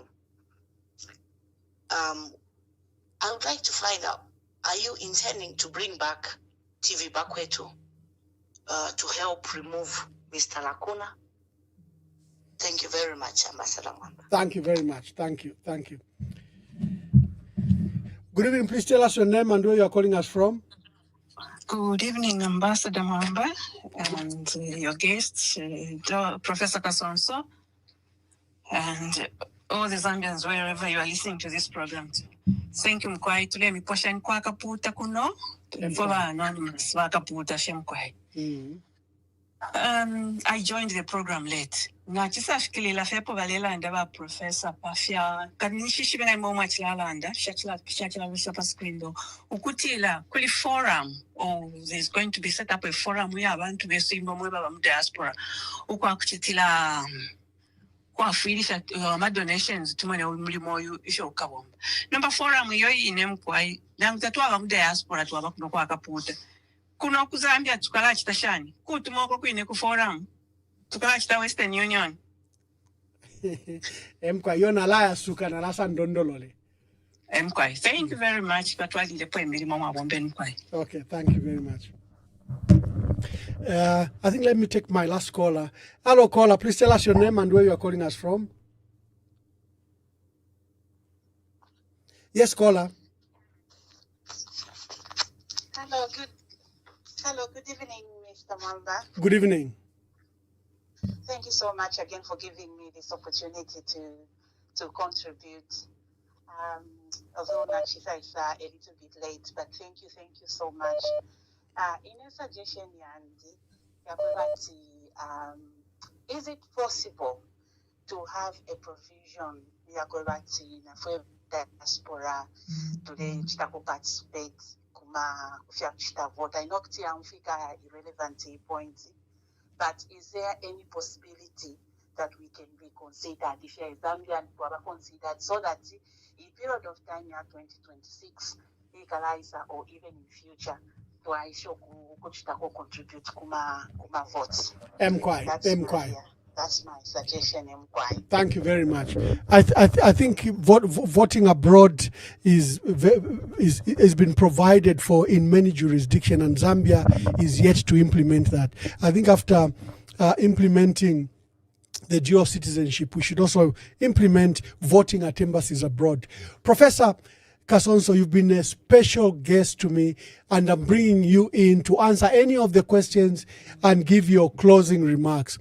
Today, we were launching, answering Vamawa kwa Kaputa, what we are calling Emmanuel Mwamba Verified Diaspora Forum. There are many qualified Zambians with a lot of experience that are scattered across the world. And we want them to have a forum so that the input into policy decisions of our country, decision making of our country. And we are saying every Saturday, that forum will be dedicated. You should look forward to it. It will have a panel of discussants. They'll be picking a topic, if it's on mining, if it's on agriculture, if it's on corruption, if it's whatever it is. You know, I love they call themselves the 11th province because they truly, truly are the 11th province of our country. And they'll be having this forum on this day. Is it a fundraising mechanism? No, we haven't discussed that. We haven't come to that. So it's clearly a panel of discussions of these experts that live abroad. They will regularly be interacting with you. If there is a matter of the constitution, matter of the economy, matter of agriculture, we'll bring particular persons who can come and discuss it. There'll be people like Father Oscar from the church, you know, who's based in Italy, who will be a regular guest on any panel because they deal with cross-cultural issues. They'll be like the professor who's an academic, who teaches at universities and colleges. These people have wide knowledge. They can come on any panel. But for example, if we are discussing mining, there was, for example, an interesting caller. You could see how detailed and how wealth his knowledge was about what needs to be done to the actual mining policy and its taxation. You could see the knowledge that he had. It would be discussions like that. So at this stage, let me invite Professor, my co-anchor and co-host, to first answer any of the questions, Professor, and then give his closing remarks, and then we will see you tomorrow. Tomorrow we are hosting George N. Mutonga, an economist and financial analyst. What is interesting about this is that George is a fervent supporter of President Hakainde Hichilema. He's been a member of the UPND until 2 months ago, but he writes very well on the issues of the economy of Zambia. Is he still optimistic about Hakainde Hichilema's policies? But Professor, Mailonganam Kwatakashita, you can join us as we host the young man, George N. Mutonga. So please give your remarks. Yes, I will join you tomorrow. I might spot a different bow tie. So anyway, I love the questions from the women, and I have to be respectful to them. The last 3 callers were all women. It's like,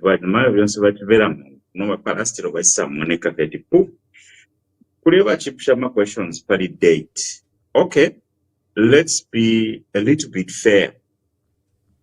The borrowing that was done under PF and the borrowing that Sokotwane is doing are 2 different types of borrowings. We have to recognize that. I cannot be a CPA and not offer that opinion. Where is the difference? The difference is that Musokotwane is borrowing concessional loans that would be paid back over a longer period of time. Bali abalipo babulu abamwamba okubamwamba bali batune mu diaspora, so he wasn't part of the decision, so we don't blame him. So balabale kubale kitanga balefu kupanga airport ya 500 million baya kongola 1 billion. So shisha pamuresho baakanya. That's why bakwatira property which they can't explain how they got them. So we have to differentiate between that kind of borrowing and the borrowing that Musokotwane is doing. Musokotwane is using concessional loans, those low interest types and stuff like that. Also, I have to tie in this with a question on foreign direct investment.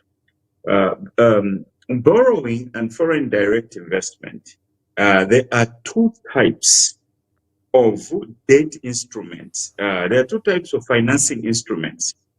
And those types of finance instruments, they mean the same thing to the country.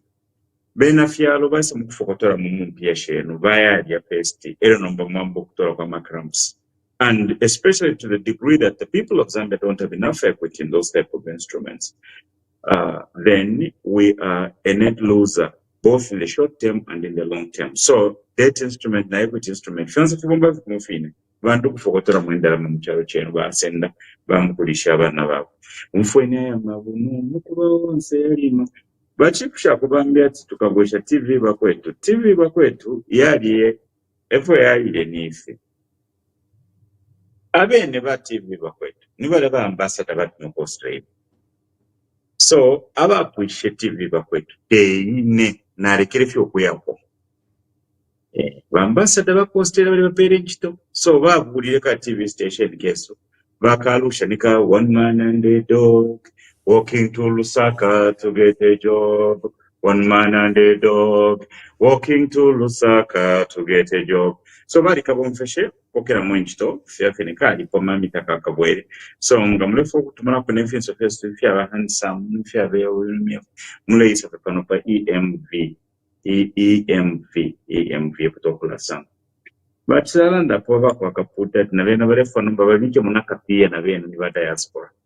Taturambo kulomba kanono, but soon or later, I think it will kulomba kanono so that these programs can be robust and be promoted so the whole country can hear them. But about diaspora voting, we are still campaigning for that.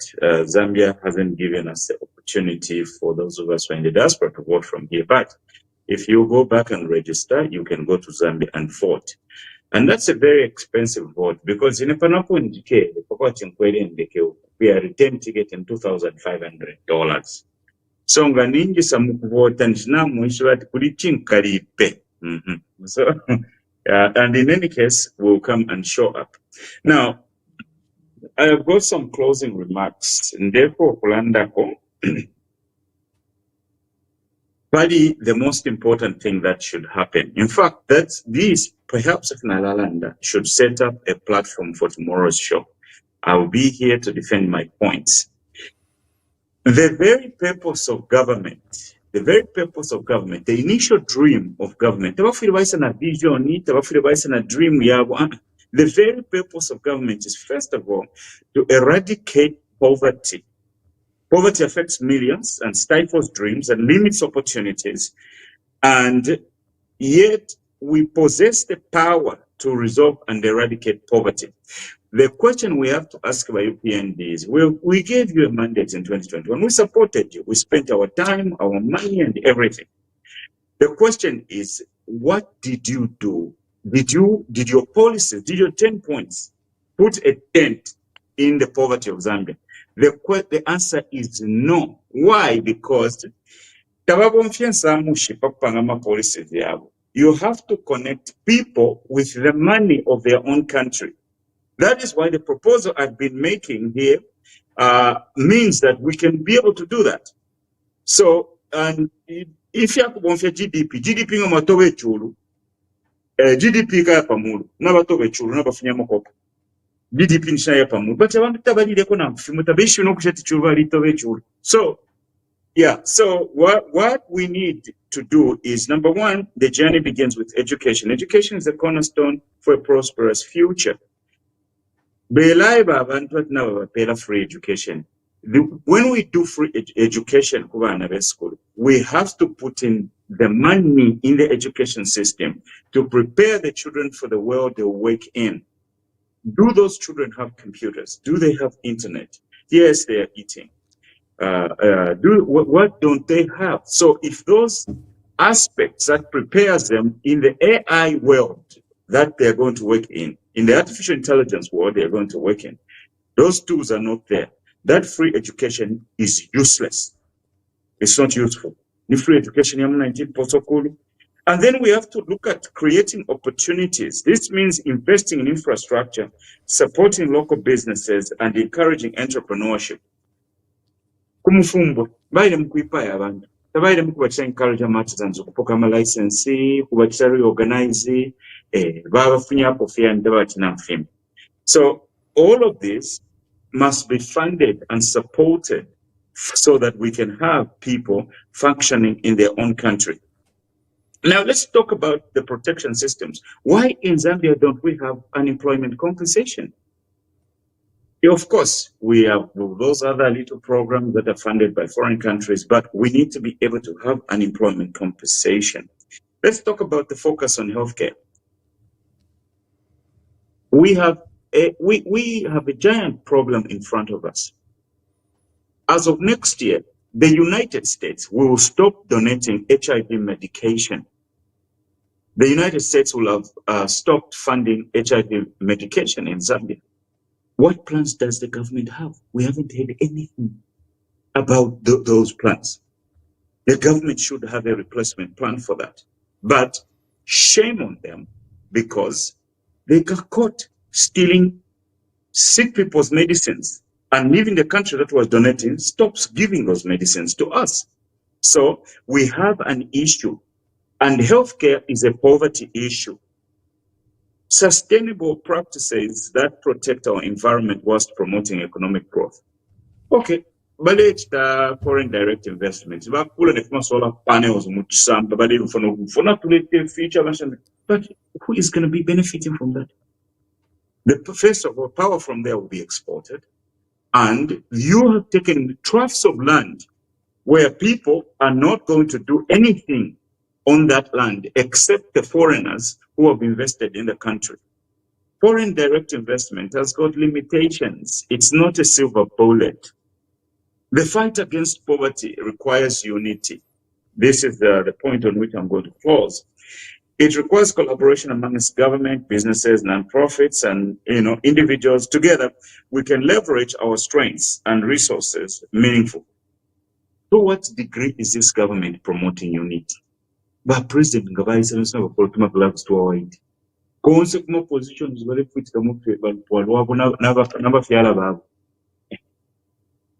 that culture is not promoting unity. We expected that a president from 13% of the country will look at 87% just to be the same as his family. We need a culture of unity in the next government. We need a culture where people are brought together. Zambia is a nation rich in potential, and the time for action is now. But I'm doubtful if this government has capacity to help us with those big challenges. Thank you for inviting me to participate on this program, on this show. And I just want to say we can do better.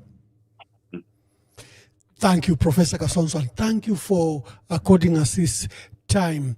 I had to, it's quite early here, but you took time and you came on this program, and I hope to see you tomorrow as we host our dear brother, economist and financial analyst, George N. Mutonga, who's based here in the United States. He is literally member of the UPND, although he left the UPND 2 months ago, but you can see from his postings, he's a great supporter of President Hakainde Hichilema. So we are putting him as an economist, as a financial analyst. Where is our country going?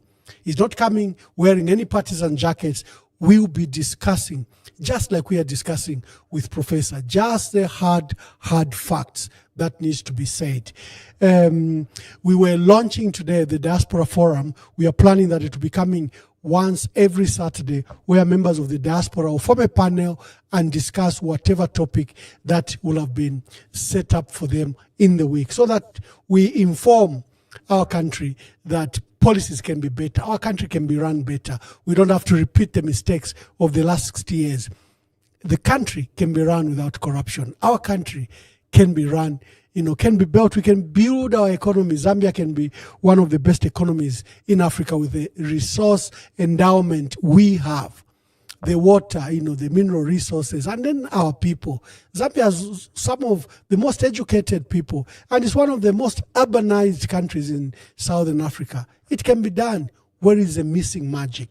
So our people in the diaspora have a special panel where they'll be coming to discuss with you. You'll see various faces that you've never seen. Some of the best neurologists in the entire world is a Zambian, practices in Canada. You have some of the best people in the world that are in their field, operating outside Zambia. We can, I think, give them an ear. There's a proposal that we should set up an advisory council, which every new government can use, tap on that wealth of experience. And until next time, God bless you. I'll leave you with these few videos that were very important today. Folks can't ride your back unless your back is bent. The poet says, is this your back that is bent? Martin Luther says, folks can't ride your back unless your back is bent. So we've got to straighten up our backs, because when folks straighten up their backs, they're going somewhere.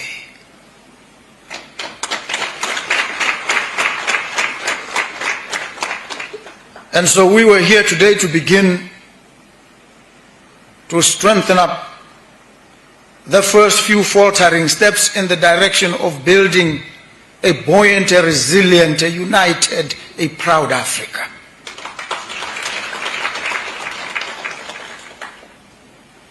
And so we met in Lusaka today to reaffirm, to deepen, to broaden a relationship between Botswana and Zambia. A relationship that must translate into concrete deliverables, that must transform the lives and livelihoods of the multitudes in our countries. A relationship that must serve as an exemplar for the rest of the continent. Call on the rest of Africa to straighten up our backs. And this relationship must endure. It must carry and sustain not just Botswana and Zambia. It must ripple far and wide and cover the rest of the African continent. And so at this point, ladies and gentlemen, let me humbly request you to straighten up your backs and rise to your feet.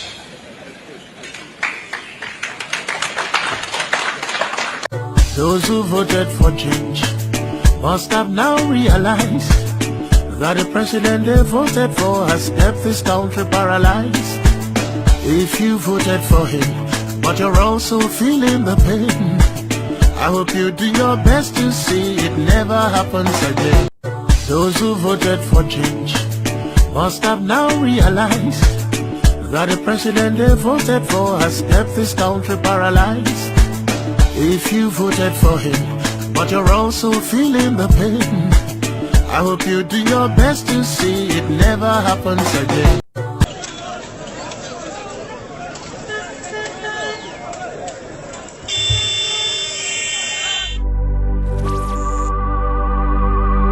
Leero bwakya bakamba mu kyalo ky'esu kya Zambia ekyaweka Njoy.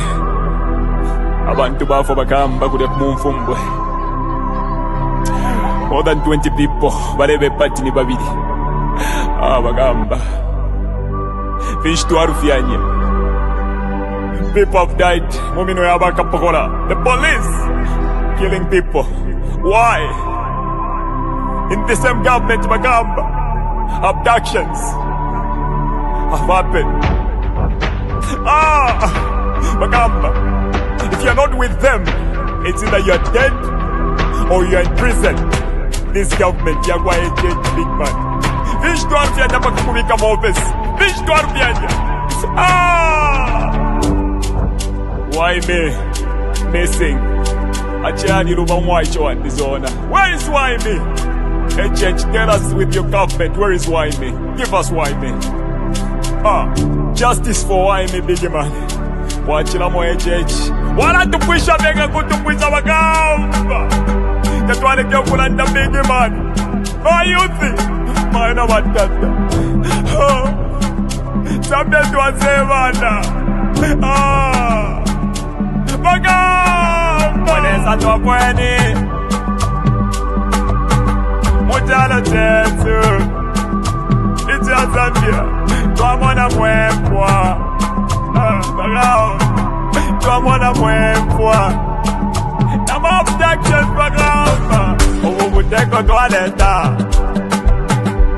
Wadulete lama. Amazala mush. No you can take her. Kola ipompa today. No you can take her. Apa number bane. Mufulo pa mufulo. Mufulo pa mufulo. Makuvota bane. Mufulo pa mufulo. Mufulo pa mufulo. Makufuatika. Mufulo pa mufulo. Mufulo pa mufulo. Makufuatika fuatika. Mufulo pa mufulo. Mufulo pa mufulo. When you die kwa fwe. Mufulo pa mufulo. Mufulo pa mufulo. Aikona man. Mufulo pa mufulo. Mufulo pa mufulo. Ika yakwa fwe. Mufulo pa mufulo. Mufulo pa mufulo. Yakuli ati kwenyu. Mufulo pa mufulo. Mufulo pa mufulo. Mayona batata. Mayona batata. Bayuthi. Tyentuisuli amenso. Tyentuisuli amenso. Batusendela nomba batwipaira na hope Yesu. Endika chagwa lungu watubela tinani mkwatila plan B. Nomba tuwadishiba plan B aba mmino ya kualesa. Bantu banga abalafa mu kyalo kyesu kya Zambia. Nibanga abantu abala abducted mu kyalo kyesu kya Zambia. Bambire kuli jeje banda. Nibanga abantu abala ba mu prison. Abena kitotela kilangwa. Bonze baba prison n'entunguru kina shimbi na shimbi. Muli one government ya kwa HH. Abantu naba famweleza. Aikata nomba baikata na kuli etika chakwa lungu atukwatile plan B. Abakubo bya byo mufulo big man.